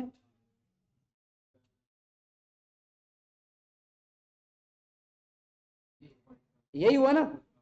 अब जब तुम्हारे पास सिग्मा है, जब तुम्हारे पास म्यू भी है, जब तुम्हारे पास म्यू भी है, और जब तुम्हारे पास सिग्मा भी है, तो ये लोग कौन सी एग्जाम की बात कर रहे हैं 95%, प्री बोर्ड्स।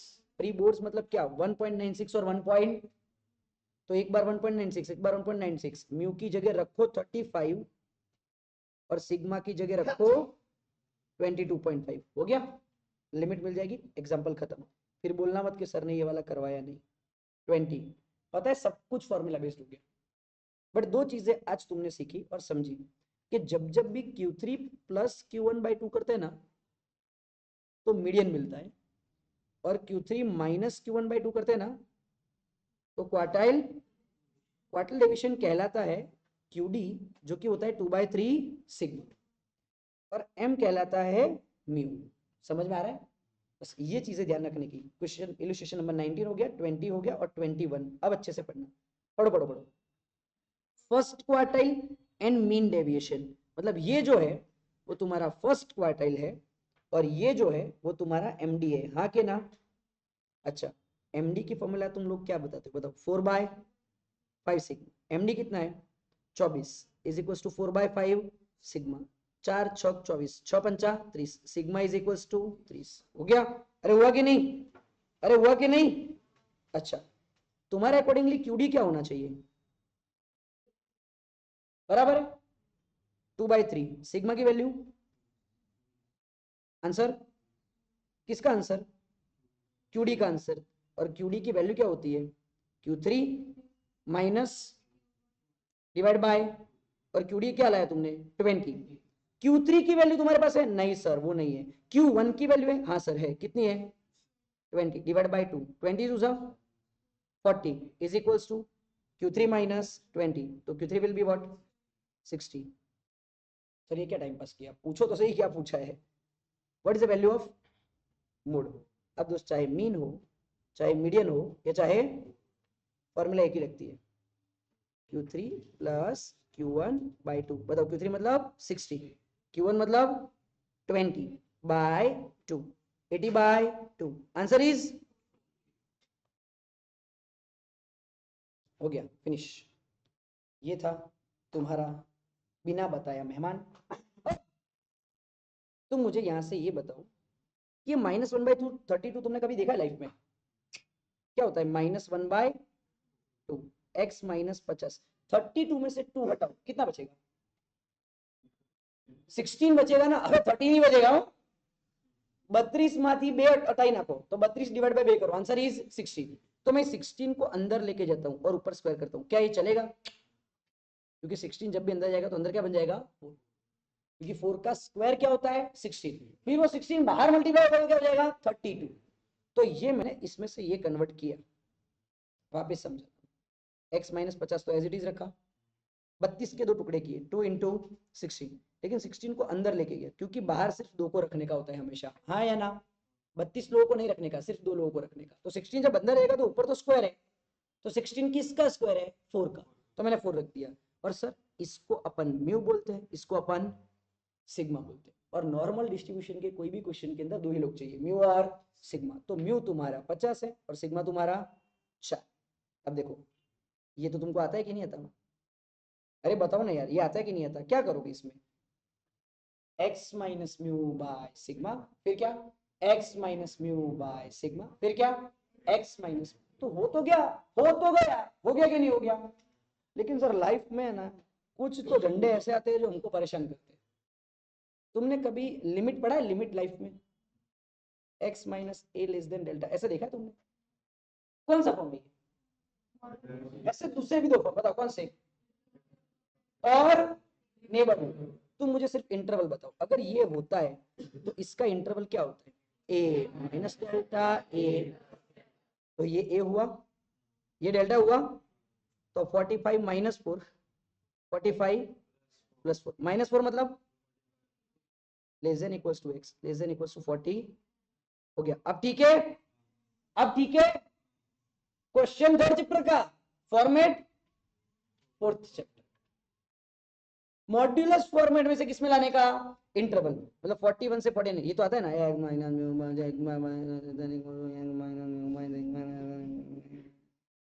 सर हो गया। देखो आ गया 41 49 आ गया। बढ़िया, किसको आएगा? जिसने लिमिट पहले पढ़ा होगा। अब ये बोलते हैं सर आउ तो कुछ चलायु नहीं, ले अब ठीक है, समझ आ रही है बात? दूसरा, घबराने का नहीं, डरने का नहीं, बराबर? ये 18 हो गया, ये 19 हो गया, ये 20 हो गया, 21 हो गया, और 22 तो पहले ही कर दिया था अगर तुमको याद हो तो। एक बार देखना, फिर भी तुमको नहीं समझ में आया तो मुझे बोल देना। ये था सेक्शन ए, सेक्शन बी। अब पता है लोग क्या करते हैं? सुनना, अच्छा सुनना, देखो बोर्ड्स में तो ये आता, लेकिन फिर भी तुमको ये आता है, पढ़ो पढ़ो पढ़ो, आता है कि नहीं पहले मुझे बता दो, अरे बोलो ना। अच्छा, how is the normal curve drawn? By taking the all the values of x and f of x, draw करके बता देने का। 2 मार्क्स का तो है। सेक्शन सी मतलब कितने मार्क्स का? आप तो खराब में खराब परिस्थिति आवे, सेक्शन सी में नॉर्मल डिस्ट्रीब्यूशन ना 4 क्वेश्चन आई गया, नहीं आएंगे बट अब तो आइए यार, हो सकता है ना इकोनॉमिक्स और में ऐसा किसी दिन स्टेट्स में भी हो जाए, तो तुमको ये वाली चीज भी आती है, ये वाली चीज भी आती है। अच्छा ये पढ़ो तो, ये क्या, probability density function for normal variable. Normal मतलब कौन, एक्स।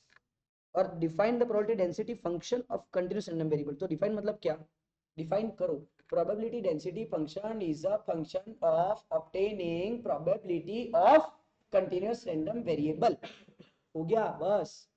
अच्छा, what is the shape of standard normal curve, bell shape.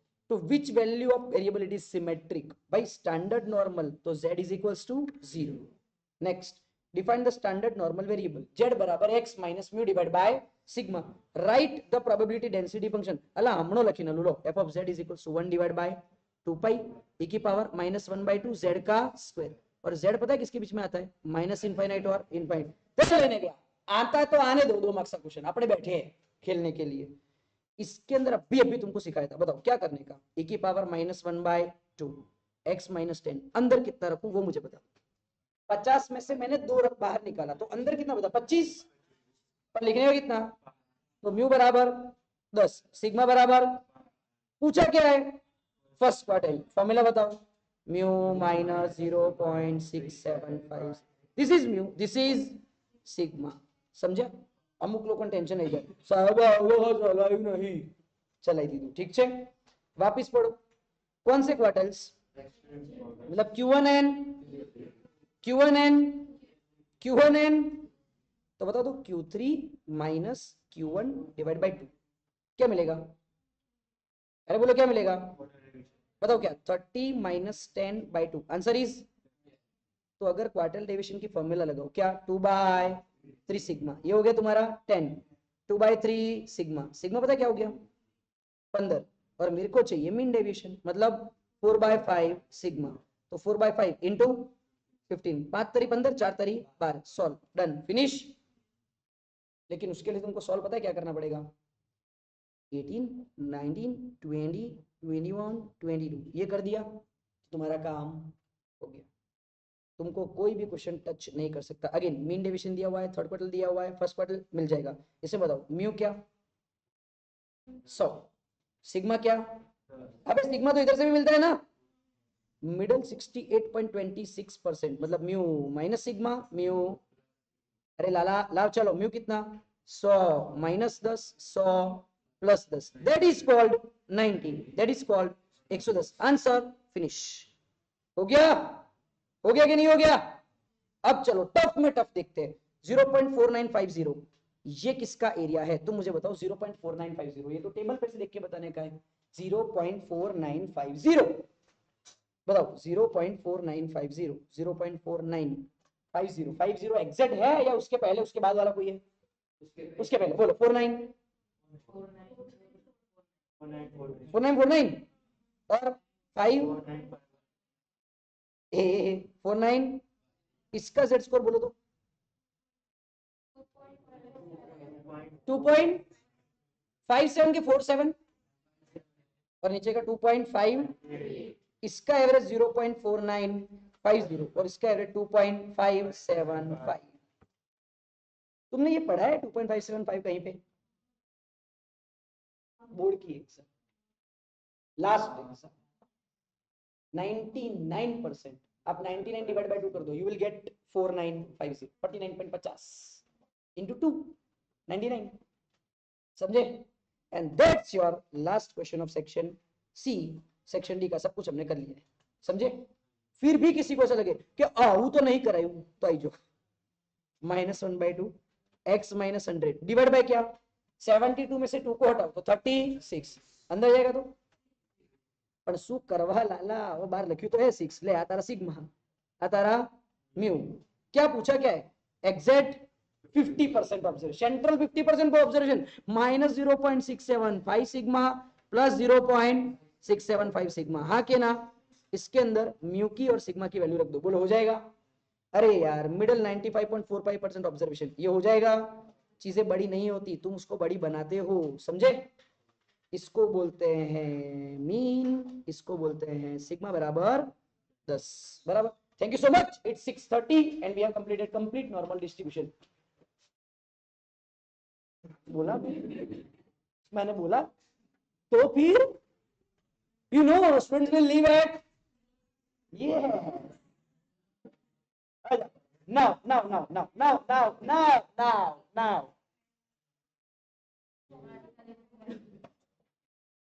Normal distribution के पहले अपन ने किए बड़े क्वेश्चन, फिर अपन ने किए उल्टे वाले क्वेश्चन। वो सारे क्वेश्चन करने के बाद कुछ चीजें रह गई थी, डिसाइल और परसेंटेज। बीच में एक आध क्वेश्चन ऐसा भी किया था कि मैक्सिमम 10%, जो फाइनल एग्जांपल लेके आए उसके मिनिमम मार्क्स, वो भी कर लिया।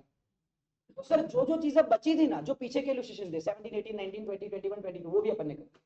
थियरी में क्या आ सकता है तो वो भी अपन ने कर दिया। सबसे ज्यादा एमसीक्यू चैप्टर नंबर 3 में से वो सारे हुए, सबसे ज्यादा बीएसक्यू वो भी चैप्टर नंबर 3 में से सारे। सेक्शन डी का एक एक क्वेश्चन छान मारा।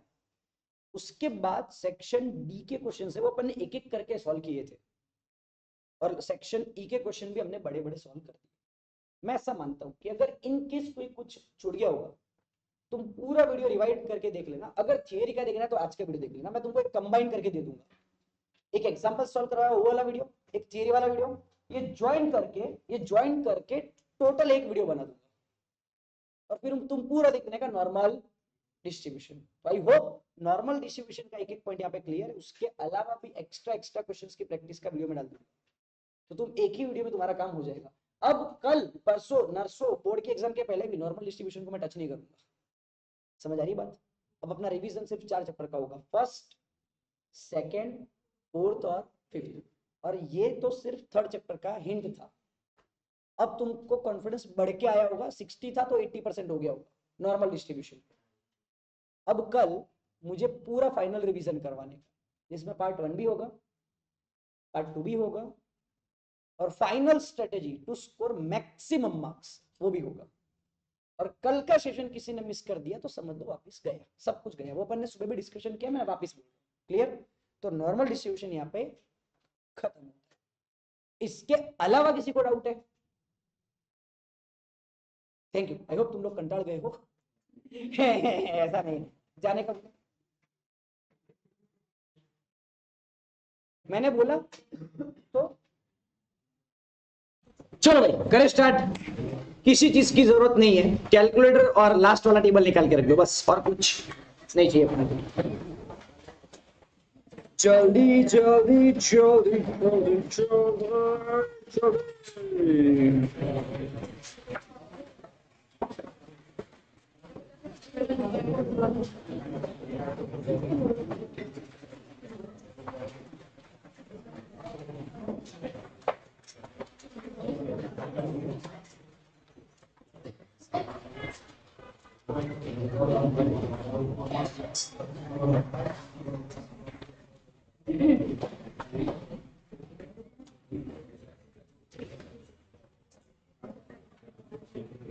बताओ क्या लिखा हुआ डैडी?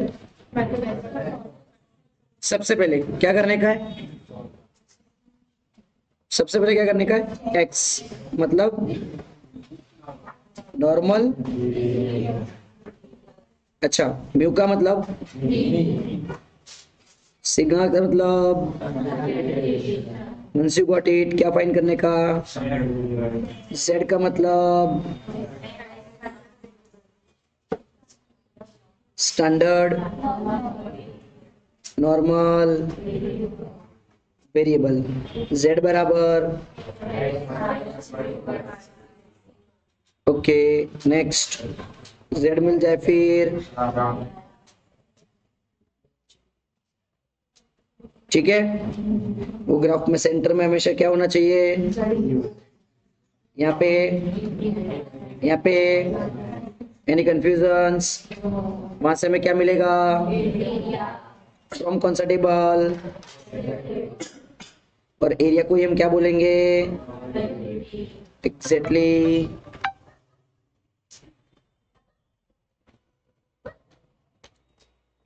और प्रोडक्ट मिलने के बाद क्या होगा? या तो ये लोग पूछेंगे परसेंटेज, या तो, लेकिन परसेंटेज पूछे तो क्या करने का? जो प्रोबेबिलिटी है इनटू नंबर पूछे तो n into P of x. चलो क्लियर है, पैटर्न क्लियर है, डन। एक छोटा सा एग्जांपल है जहां से अपन स्टार्ट करेंगे, बराबर। एक एग्जांपल मैं करवाऊंगा, एक एग्जांपल तुम करना, चलेगा? अबे बोलो यार।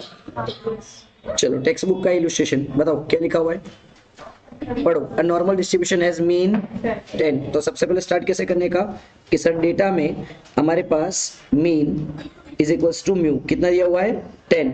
नेक्स्ट दूसरी क्या चीज है बताओ, कौन सा डेविएशन बताओ, क्या है स्टैंडर्ड डेविएशन 2।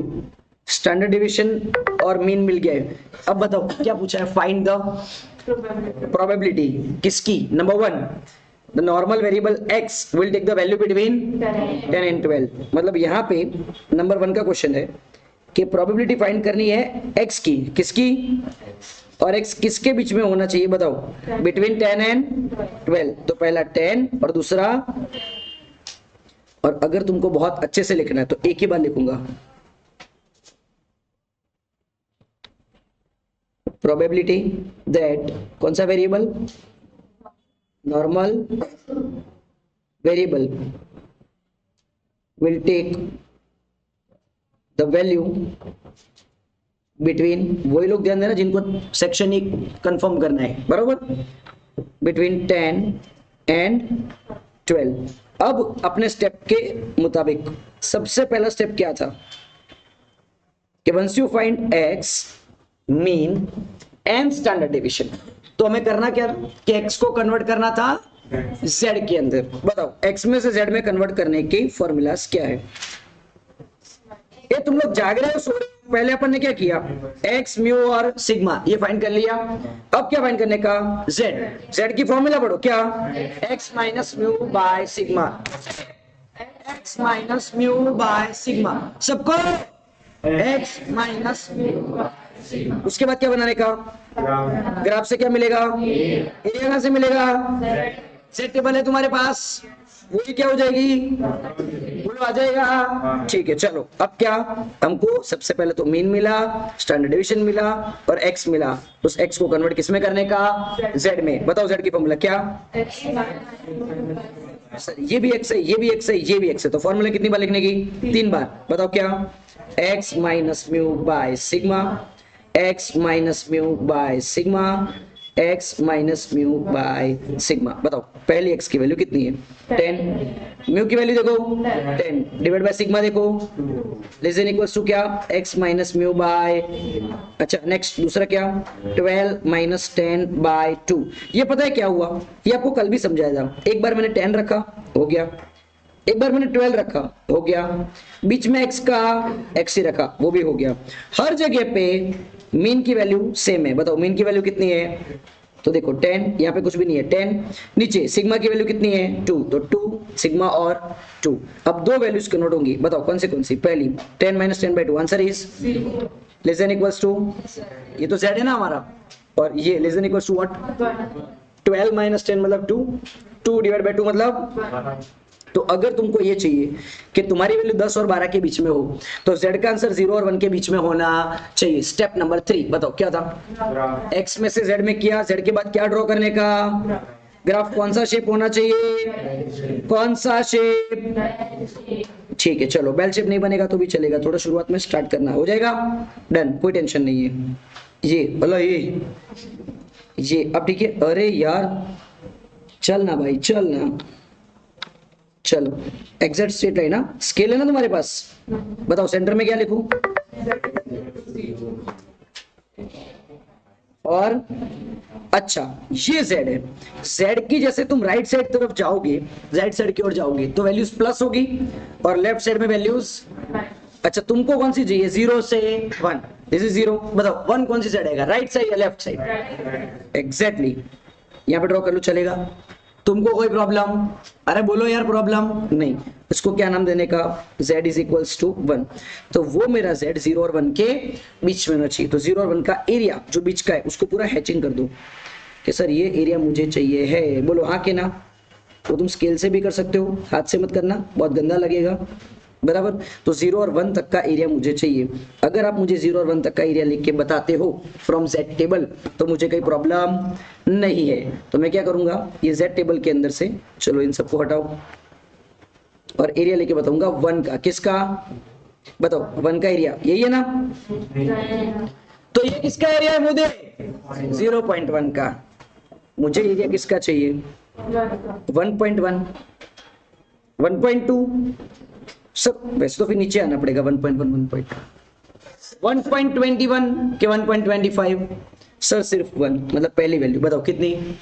0.3413। टेक्स्ट बुक है तुम्हारे पास? टेक्स्ट बुक है ना तुम्हारे पास? ठीक है, वेरी गुड। तो हमारा जो फाइनल आंसर हुआ वो आंसर क्या हुआ कि ये जो हमारा एरिया है उसका आंसर है 0.3413, बराबर। तो ये किसकी प्रोबेबिलिटी आई? Probability of value that 10 less than equals to x less than equals to what? 12, बराबर। अब थोड़ा सा आपको प्रैक्टिकल पिक्चर बता दूं कि ये जो है, जो इतना पोर्शन है, जो इतना एरिया है, वो सब कुछ एक ही पेन से होना चाहिए जिसका नाम है ब्लू पेन। दिख रहा है तुमको? अगर तुमको रिप्रेजेंट करना है अच्छे तरीके से तो तुम क्या कर सकते हो? इसको हाईलाइट कर सकते हो और ये जो तुम्हारा फाइनल आंसर आया उसको हाईलाइट कर सकते हो। Any confusion? क्रॉस हो गया। जो चीज अच्छी नहीं लग रही उसको उठा देना चाहिए। उठा दूं?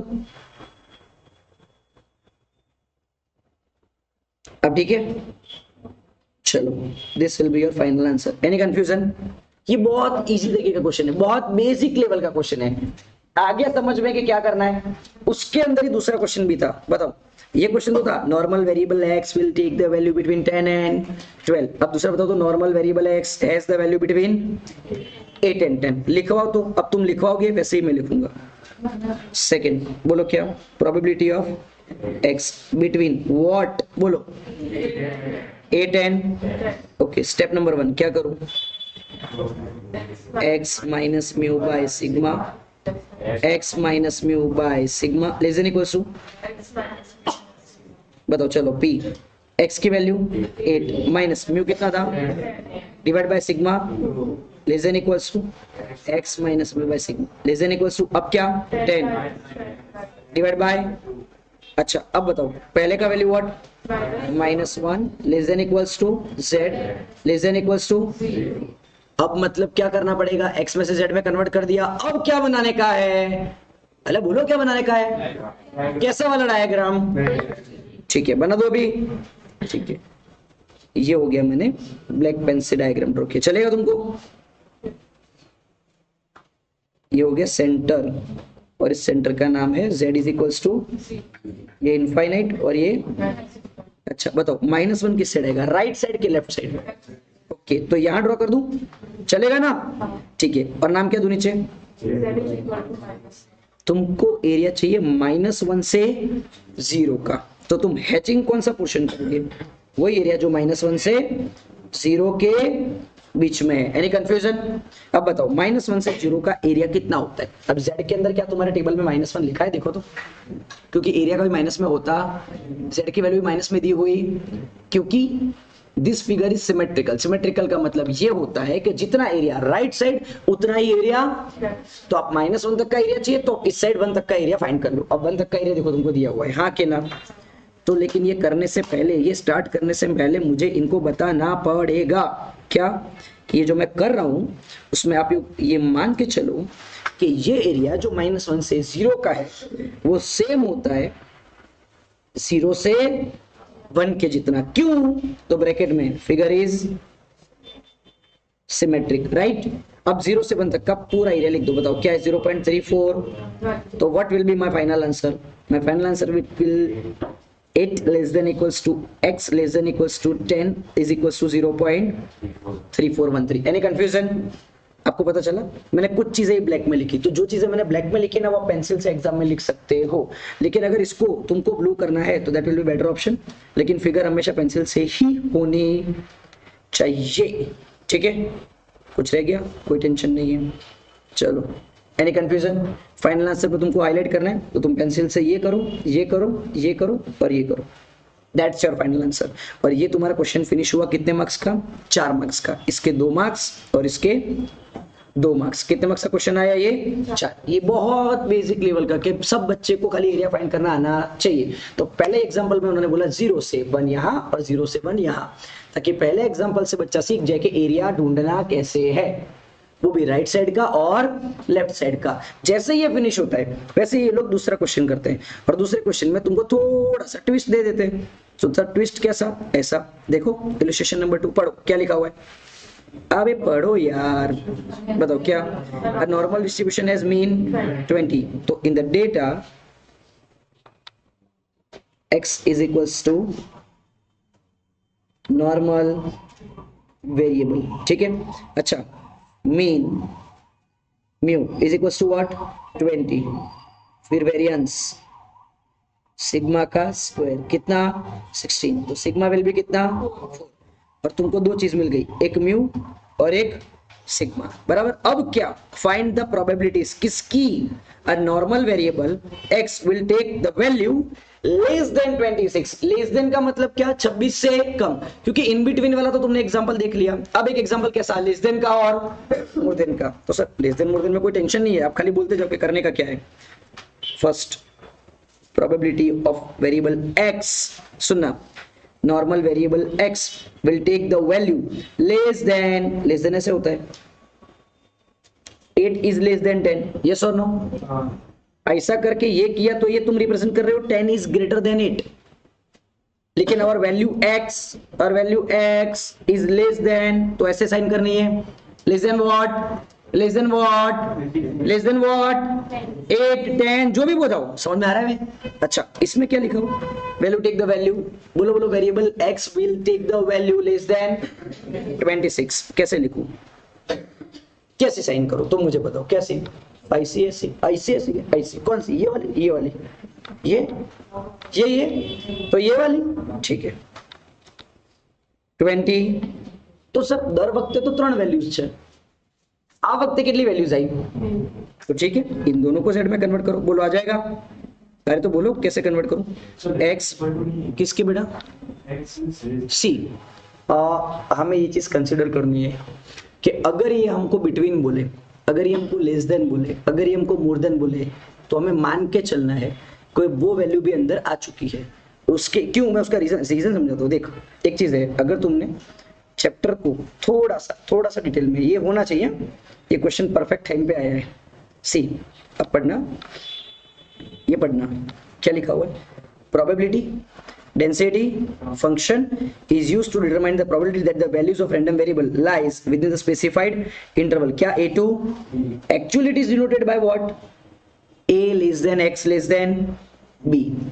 अच्छा, आगे का पढ़ दो, it is to note here that the probability for the definite value of continuous random variable obtained by the probability density function is always, ऐसा क्यों लिखा इन लोगों ने, क्योंकि probability density function का मतलब क्या होता है, probability density function is a function for obtaining the, किसकी, अगर वो कंटिन्यूस की प्रोबेबिलिटी लाने के लिए बंधा हुआ है तो वो डिस्क्रीट की प्रोबेबिलिटी क्यों लाएगा, मतलब वो लाएगा तो उसकी प्रोबेबिलिटी क्या हो जाएगी, तो मतलब कोई भी पर्टिकुलर वैल्यू की प्रोबेबिलिटी आ सकती नहीं है। तो क्या, तो इसका मतलब क्या हुआ, दैट्स द प्रोबेबिलिटी, अगर तुम a less than x less than b लिखो या a less than equals to x less than equals to b लिखो, दोनों के दोनों कैसा है, सेम।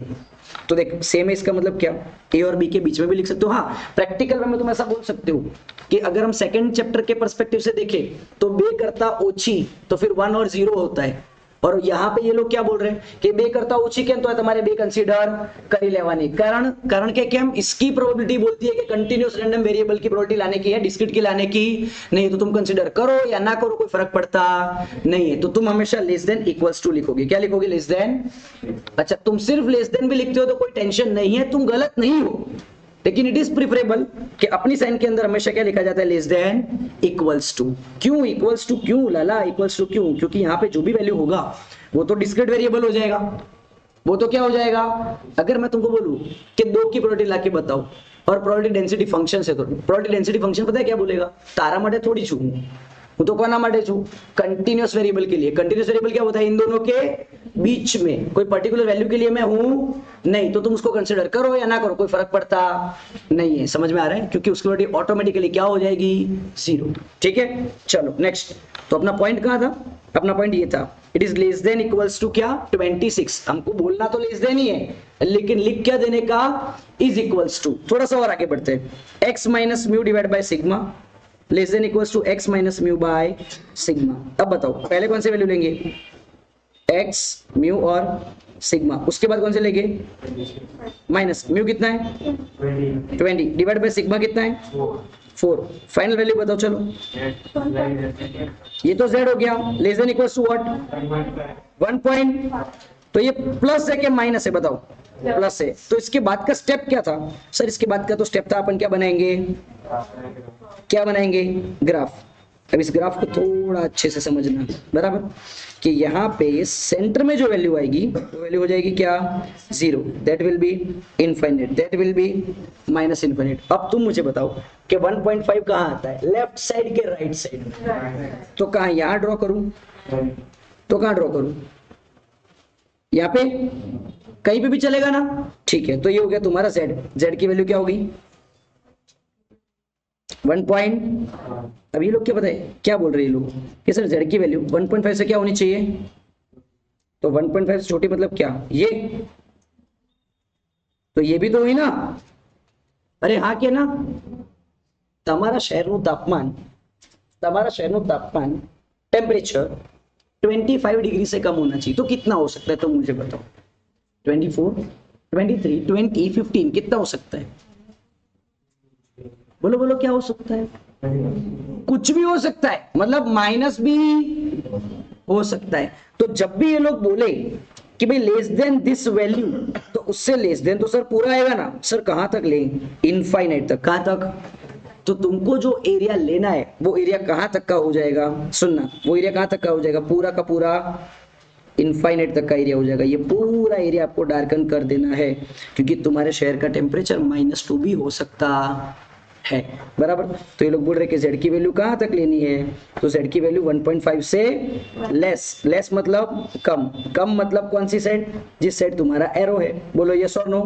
तो सर ये तो फिर एरिया कैसे लाएंगे, ये एरिया लाने के लिए मुझे तो पीछे पता है क्या बोला है, टेक्स्ट बुक के पीछे तो इन लोगों ने ये बोला है कि एरिया हमेशा किसके बीच में होता है, 0 और z1, मतलब यहां से एरिया गिना जाता है, और मुझे तो यहां से लेके पूरा एरिया गिनने को बोला है। तो तुमको ये पता होना चाहिए कि ये सेंटर से लेके लेफ्ट हैंड साइड का पूरा एरिया कितना होता है 0.5। तो अल्टीमेटली तुमको लाने का कौन सा एरिया है, हाँ के ना, तो हम ये वाला एरिया लाएंगे, बोलो हो जाएगा तुमसे सॉल्व, ठीक है। तो यहाँ पे हम जो फिगर ड्रॉ करने वाले उसके 2 हिस्से करने वाले, एक ये वाला हिस्सा और एक ये वाला हिस्सा, बोलो हाँ के ना। अच्छा अब सर पहली चीज, जब भी मेरे को बोला गया था कि 26 से कम, तो मैंने z को भी 26 से क्या कर दिया था, कम, तो z की वैल्यू 1.5 से क्या आई, कम, तो 1.5 तो राइट हैंड साइड है, उससे कम मतलब इस साइड का एरिया। किसी को पता नहीं चल रहा कि सर कौन सी साइड का एरिया लेने का है, तो भाई देखो एकदम सिंपल रूल है, एरो कौन सी साइड जा रहा है, अरे इस साइड जा रहा है कि नहीं जा रहा है, तो तुम्हारा एरिया भी कौन सी साइड जाना चाहिए, लेफ्ट हैंड साइड जाना चाहिए, बोलो हाँ या ना। कि वो कम वाला भी समझाना पड़ेगा वापस कि 8 इज लेस देन 10, वापस समझाओ ये वाली चीज, 10 इज लेस देन 12, मतलब ये छोटा है ये कम है, तो 12 से कम तो 10 भी हो सकता है, 8 भी हो सकता है, 5 भी हो सकता है, मतलब कुछ भी हो सकता है। और यहाँ पे ये 10 है और अपने क्वेश्चन में x लेस देन 26 है, तो 26 से कम कुछ भी हो सकता है, तो हमने इस x को z में कन्वर्ट किया, तो ऐसा कुछ डायग्राम बना।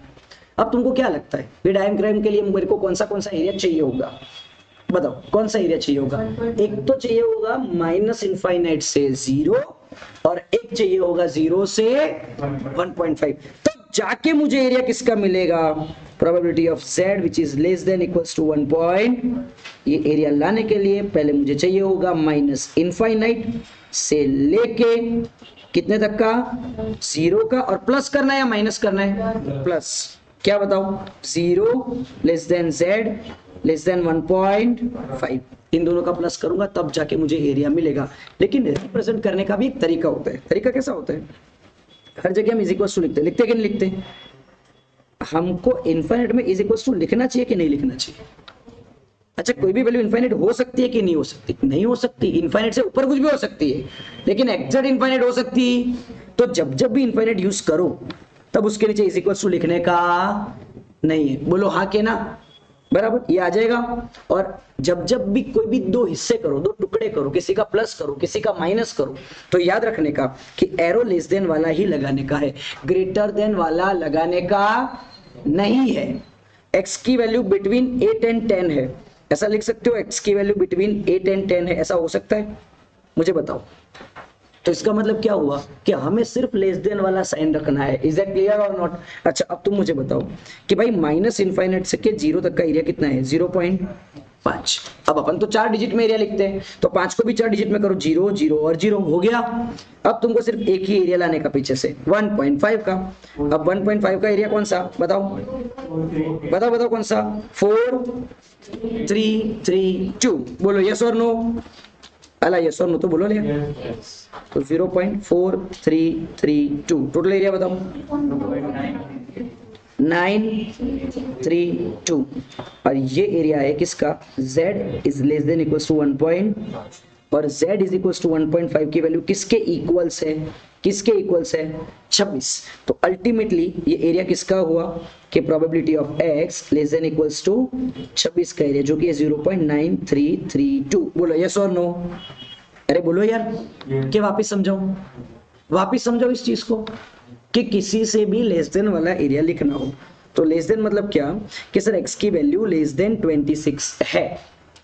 तो सर यहाँ पे 2 ही वैल्यूज थी, तो मैं फॉर्मूला भी 2 का ही रखूंगा। एक में x रखूंगा, रख दिया। एक में 26 रखूंगा, रख दिया। मीन की वैल्यू दी हुई थी और सिग्मा भी दिया हुआ था, तो पता चला कि z की वैल्यू 1.5 आई। अब ये तो पूरा z है, ये पूरा z मतलब क्या?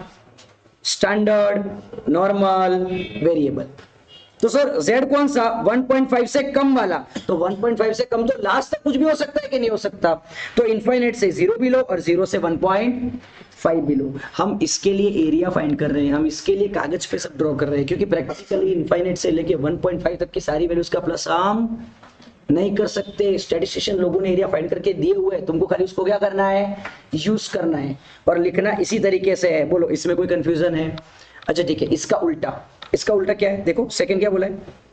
Normal variable x as the value more than 14। More than 14 का मतलब समझ में आ रहा है? इसको लिखूं कैसे बताओ? प्रोबेबिलिटी ऑफ x, बताओ x क्या है? मोर देन 14। तो मोर देन में ऐसा आता है कि ऐसा आता है? फर्स्ट वन और second one? Second one, very good. अरे ग्रेटर देन इक्वल्स टू क्या? 14। बताओ कितनी, 3 वैल्यूज है या 2 वैल्यूज है? अच्छा ठीक है, बताओ क्या करूं? x minus mu by greater than equals to what? x minus mu by. बताओ पहले में क्या लिखूं? x minus mu by. Second में क्या लिखूं? माइनस म्यू क्या था हमारा? बताओ म्यू क्या था? 20 और सिग्मा 4। आ जाओ, इसमें क्या लिखूं? 20, इसमें क्या लिखूं? 4। आंसर बताओ। z greater than equals to what? Minus और प्लस? माइनस 1.5 से ज्यादा का एरिया लेने का है। लेकिन सर एरिया तो पूरा हमारा है, पर ये हो गया हमारा एरिया। अब ये हो गया सेंटर में व्हाट? बोलो z इज इक्वल्स टू 0, यहाँ पे इनफाइनाइट, यहाँ पे माइनस में। अब तुम मुझे बताओ माइनस 1.5 किधर आता है? इस साइड के उस साइड, राइट और लेफ्ट? अच्छा ठीक है, तो कहां पे ड्रॉ करूं? ये हो गया। बताओ क्या लिखने का यहाँ पे? z is equals to minus 1.5। तो ये एरिया मुझे चाहिए, सिर्फ इतना एरिया चाहिए। तो मोर देन मतलब कहां तक? पूरा मतलब कहां तक? प्लस तक। तो सर ये तो कैसा होता है कि यहाँ पे मुझे चाहिए probability of z greater than equals to minus 1.5। उसके लिए मुझे 2 एरिया का प्लस करना पड़ेगा। बताओ कौन सा प्रोबेबिलिटी ऑफ? माइनस 1.5 से लेके 0 का और 0 से लेके इनफाइनाइट तक का। अब यहाँ पे इज इक्वल्स टू, यहाँ पे इज इक्वल्स टू, यहाँ पे ठीक है, जैसा तुम बोलो। अब बताओ माइनस 1.5 से लेके 0 तक का एरिया तुम्हारे पास है? कहाँ है? अबे नहीं है, तो किस में कन्वर्ट कर लेने का? माइनस 1.5 से 0 के एरिया को किस में कन्वर्ट करने का? 0 से, क्योंकि जितना माइनस में एरिया है उतना ही प्लस में एरिया है। Plus probability of what? 0 less than equals to z less than infinite. बताओ 1.5 का एरिया अभी तुमने लाया था, क्या था एरिया? 4332, 0.4332 प्लस इनफाइनाइट तक का क्या है 0.5000, टोटल क्या हुआ 9332, हो गया। ये तुम्हारा आंसर फाइनल है। लेकिन इसके लिए हमने दो लोगों का क्या किया, बोलो क्या किया, दो लोगों का प्लस, बोलो हो जाएगा तुमसे? बताओ इजी है या नहीं है, बताओ इजी है? अरे कर लोगे कि नहीं कर लोगे? एक बार प्रैक्टिस करोगे तो अपने आप हो जाएगा, एक बार ड्रॉ करोगे तो अपने आप हो जाएगा, लेकिन लिखना पड़ेगा, प्रैक्टिस करनी पड़ेगी, ठीक है। अच्छा, अब जब भी मैं इसका प्लस करता हूं तो टेक्स्ट बुक क्या कहती है कि जब भी आप दो फिगर्स का प्लस करो या माइनस करो तो दो और फिगर्स बनाओ। तुमको पता टेंशन किस बात की हो रही है? तुमने पहले से अपने मन में बिठा के रख दिया है क्या चैप्टर बाहर है, चल। पर मैं हमेशा सबसे इजी चैप्टर इसको मानता हूं। जरा सा दिमाग लगाने का है, थोड़ा सा कैलकुलेटर यूज करने का है, और एक टेबल लेके आने का है घर से। जैसे ही मेरे पास टेबल हो गया तो मेरे को किसी चीज की चिंता करने की जरूरत ही नहीं है, क्योंकि मेरे पास कॉमन सेंस तो है कि भाई જ્યારે હું અહીંયાથી અમદાવાદ જઈશ તો પહેલા મારે અહીંયાથી મહેસાણા જવું પડશે ને પછી મહેસાણાથી અમદાવાદ જવું પડશે, તો મારે સરવાળો જ કરવાનો આવશે, બોલો હા કે ના? लेकिन कोई मेरे को बोलेगा कि बड़ौदा से तेरे को अहमदाबाद आने का, तो पहले मैं कहाँ जाऊंगा? बड़ौदा, फिर बड़ौदा से रिटर्न कहाँ आऊंगा? अहमदाबाद। समझ आ रहा है? कुछ कुछ तो डिस्टेंस तुम्हारे माइंड में प्रैक्टिकल भी रहने चाहिए। तो यहाँ पे पहले मैंने क्या किया कि सर पहले आपने ना ये लेफ्ट साइड वाला पूरा एरिया ले लिया, फिर उसके अंदर अपन ने प्लस किया। कौन सा प्लस किया बताओ, कौन सा प्लस किया? z इज इक्वल्स टू 1.5 का। अब 1.5 का ये एरिया है तुम्हारा, इन दोनों का प्लस करने से इज इक्वल्स टू अपन को ये एरिया मिला। अब ये प्लस हमने ऑलरेडी कर दिया है, तो ये दो डायग्राम हमको बताने पड़ेंगे, बट इनिशियल लेवल पे तुमको डायग्राम नहीं समझ में आ रहा तो कोई टेंशन की जरूरत नहीं है, कोई टेंशन नहीं। अच्छा चलो एक चीज बताओ, ये समझ में आया था? ये समझ में आया था? ये पक्का समझ में आया था? ठीक है चलो, तुम्हारे पास एक टेक्स्ट बुक है, टेक्स्ट बुक के अंदर एक चैप्टर है जिसका नाम है कौन सा? डिस्ट्रीब्यूशन। इसमें एक सेक्शन है जिसका नाम क्या है? Section D. उसमें पहला दूसरा तीसरा तो थियरी है कि नहीं है? अरे है कि नहीं है? ठीक है, तो कौन सा क्वेश्चन करेंगे अपन? फोर्थ। क्यों फोर्थ? क्या है? बिटवीन वाला एग्जांपल है। फिर क्या है? मोर देन और लेस देन वाला एग्जांपल है। चलो इनिशियल लेवल पे ये एग्जांपल से स्टार्ट तो कर सकते कि नहीं कर सकते? ठीक है चलो खड़े हो जाओ, स्टार्ट करते हैं। हाँ तो उभा उभा लखવાનું છે ને, ઉભા તો चलो जल्दी फटाफट फिनिश करो, खड़े हो जाओ। थर्ड वाला, फोर्थ वाला और फिफ्थ वाला एक्स क्या बोलने का? तो इस क्वेश्चन में the number of students follows the normal distribution. तो नॉर्मल डिस्ट्रीब्यूशन को अपन ने क्या इस बार कंसिडर किया है? As variable X. तो इसका मतलब नंबर ऑफ स्टूडेंट्स हमारे लिए क्या हो जाएंगे? एक्स। अच्छा तो मुझे ये बताओ, ये क्या है? एवरेज। एवरेज का मतलब क्या होता है? ओके ठीक है, तो इसका मतलब अपने यहां mean is equals to mu क्या हो गया? 50। चलो क्लियर है। नेक्स्ट, स्टैंडर्ड डेविएशन इज 15, इसका मतलब क्या हो गया? Standard deviation sigma is equals to what? 1.5। Yes और नो? अब बताओ पूछा क्या? बताओ। ए तुम लोग खड़े रहो, नहीं तुमको बैठे बैठे तुमको नींद आ जाती, खड़े हो जाओ सब, खड़े हो सब। चलो बोलो, इफ एक क्लास को सिलेक्ट किया गया, then find what the following. कौन सी? The class consist of more than 68, लेकिन स्टूडेंट्स तो हमारे लिए क्या है? एक्स। तो मतलब स्टूडेंट्स लिखूं या एक्स लिखूं, चलेगा ना? ठीक है, ये लोग बोल रहे हैं कि class consist of more than 68, तो जो स्टूडेंट्स है वो मोर देन होने चाहिए किससे? 68 से। तो इसका मतलब क्या? यहाँ पे अगर मैं पहली प्रोबेबिलिटी लिखूं तो probability of x is greater than और इक्वल्स टू 60। अब इसको क्या लिखने का? Probability that class consist of, बोलो मोर देन 68 स्टूडेंट्स। अगर नहीं बोले ना तो अभी उठक बैठक करवाऊंगा, बराबर? पढ़ाई दिमाग में बैठी। ये स्टूडेंट्स का स्पेलिंग STUD पढ़ना आता है ना? बोलो तो सब एक साथ, क्या? प्रोबेबिलिटी दैट, तो probability that x is greater than और इक्वल्स टू 68। दो वैल्यूज है, तीन वैल्यूज है? तो z भी कितने कन्वर्ट होंगे, 2 या 3? बताओ कैसे, लिखवाओ।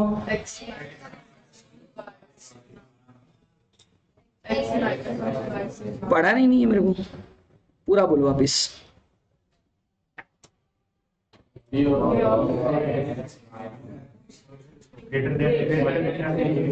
वापिस बोलो।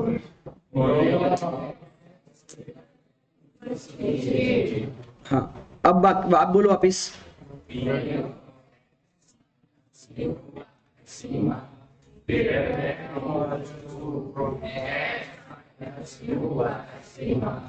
पहले में कौन सी वैल्यू लिखो, बताओ क्या?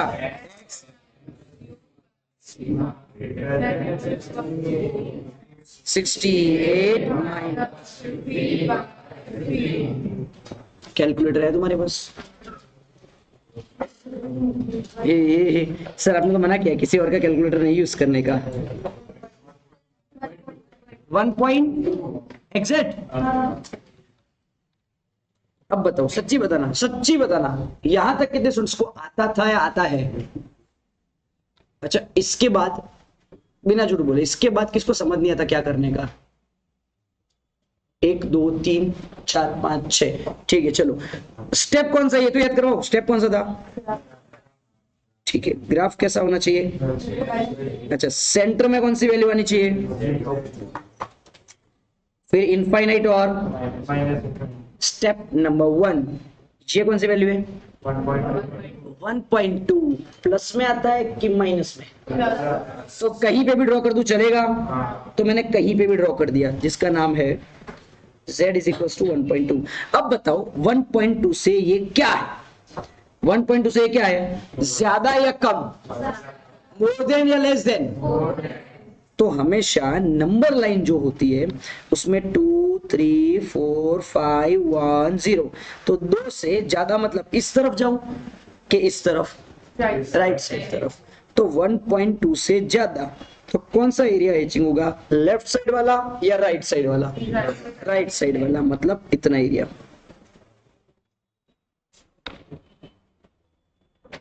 मतलब क्लियर कट आलो को मैंने मेहोना थी अहमदाबाद पूछी रहे, क्या थी अहमदाबाद पूछी रहे।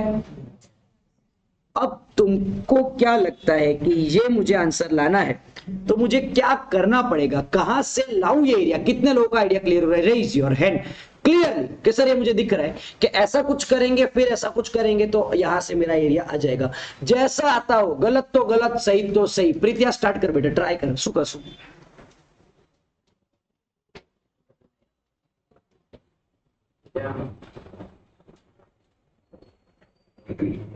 हरपाल बोल बेटा, कहां से स्टार्ट करूं? 0 से इनफाइनाइट का एरिया लेंगे। 0 से इनफाइनाइट। 0 से है तुम्हारे पास एरिया? हाँ। कितना है? 5000। क्या बोलने का? पर मुझे तो 1.2 से इनफाइनाइट चाहिए, तुम 0 से क्यों बोल रहे हो? क्या क्या करेंगे? क्या माइनस करेंगे? क्यों? क्योंकि माइनस करेंगे तो ही हमको 1.2 से इनफाइनाइट मिलेगा। इसका मतलब सर टेक्निकली यहां से पूरा एरिया मेरे पास अवेलेबल है जो कि है 0 से इनफाइनाइट। इस कर्व के नीचे का टोटल एरिया क्या होता है? 1। राइट साइड का 0.5, लेफ्ट साइड का, तो इसका मतलब ये पूरा क्या है? 0.5। ये पूरे की वैल्यू मुझे पता है, बोलो हाँ के ना। कितनी? 0.5। इसमें से ये एरिया अगर मैं निकाल दूं, माइनस कर दूं, तो क्या मुझे एरिया मिल जाएगा? हाँ के ना? हाँ के ना? ऐसा। तो ये वाला एरिया हो जाएगा माइनस, बोलो हाँ। ठीक है, तो यहाँ पे मैं क्या ऐसा लिख सकता हूँ कि प्रोबेबिलिटी ऑफ z जो है ना वो ग्रेटर देन इक्वल टू 1.2 है। वो पाने के लिए मुझे सबसे पहले क्या लिखना पड़ेगा? 0 से लेके इनफाइनाइट, उसमें से माइनस करना है क्या? 0 से लेके 1.2। साहेब एक वस्तु छे 25 કિલોમીટર ડિસ્ટન્સ में टोटल कापी नाख्યું, પણ વચ્ચે મેં હોલ્ટ લીધો હતો અને હોલ્ટ નાસ્તો કરવા માટે લીધો હતો। ટોટલ કિલોમીટર મારી પાસે 25 છે। કેટલા છે? 25। પણ જ્યાં મેં હોલ્ટ લીધો હતો ને એ તો મને 10 કિલોમીટર પર જ મળી ગયો હતો। મતલબ એટલું મને ખબર છે क्या हॉल्ट ना કિલોમીટર 10 હતા તો એ હોલ્ટ થી લઈને મારા ફાઇનલ ડેસ્ટિનેશન સુધીનો કિલોમીટર કેટલો હશે બોલો કેવી રીતે ખબર પડી કારણ કે મેં અહીંયાથી જ ગાડીમાં કિલોમીટર ગણવાનું ચાલુ કર્યું હતું ને टोटल किलोमीटर हमारा कितना था 25 तो तुम्हारा जो फुल एरिया है वो पूरा एरिया कितना है 0.5 उसमें से ये 1.2 वाला एरिया मुझे मिल जाएगा अगर मैंने उसको माइनस किया तो 1.2 के ऊपर वाला एरिया मिल जाएगा बोलो यस और नो अच्छा ठीक है तो यहाँ पे पूरा एरिया मुझे बताओ क्या है आपका पूरा एरिया 0.5000 बोलो हाँ के ना फिर क्या करना पड़ेगा मुझे 1.2 तक का एरिया क्या करना पड़ेगा माइनस तो अगर मैं 1.2 तक का एरिया माइनस करने का बताओ 1.2 का एरिया क्या है बोलो बोलो 0.38 तो यहाँ पे क्या वैल्यू लिखूं 0.3849 बोलो what will be the final value 11 अच्छा और ये हो गया probability of z greater than equals to 1.2 बोलो क्लियर है दूसरा अगर अभी आपको ये समझ में नहीं आ रहा है कि 3 डायग्राम सर अभी रहने दो बट इतना तो समझ में आ रहा है कि नहीं आ रहा है ये तो क्लियर हो रहा है कि नहीं हो रहा है ठीक है अगर इसका मैं उल्टा तुमसे पूछ लूं इसका उल्टा उसके बाद वाले क्वेश्चन में है बताओ क्या लिखा हो बताओ तुम अ class consist of what less than average 32 से क्या होने चाहिए कम तो तुम मुझे बताओ कि प्रोबेबिलिटी लिखो क्या students of class less than मतलब यू वाला कि यू वाला फर्स्ट वाला वेरी गुड तो लेस देन 32 अब लिखो क्या बताओ probability that Harpal class consist of less than 32 students बोलो हो जाएगा अच्छा अब बताओ कि probability of x less than equals to 32 है क्या करूं 2 बार कि 3 बार 2 बार बताओ क्या x minus mu by sigma less than equals to x minus mu by sigma समझे अच्छा फिर क्या पहले में क्या x minus mu by sigma less than equals to 32 minus mu mu किधर है म्यू 50 और सिग्मा 15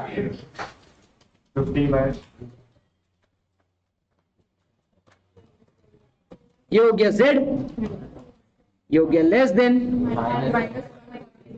माइनस 1 पॉइंट तो अब इतना करने के बाद मुझे क्या ड्रॉ करना चाहिए अगर मैं डायग्राम ड्रॉ किया सेंटर में हमेशा क्या होगा ये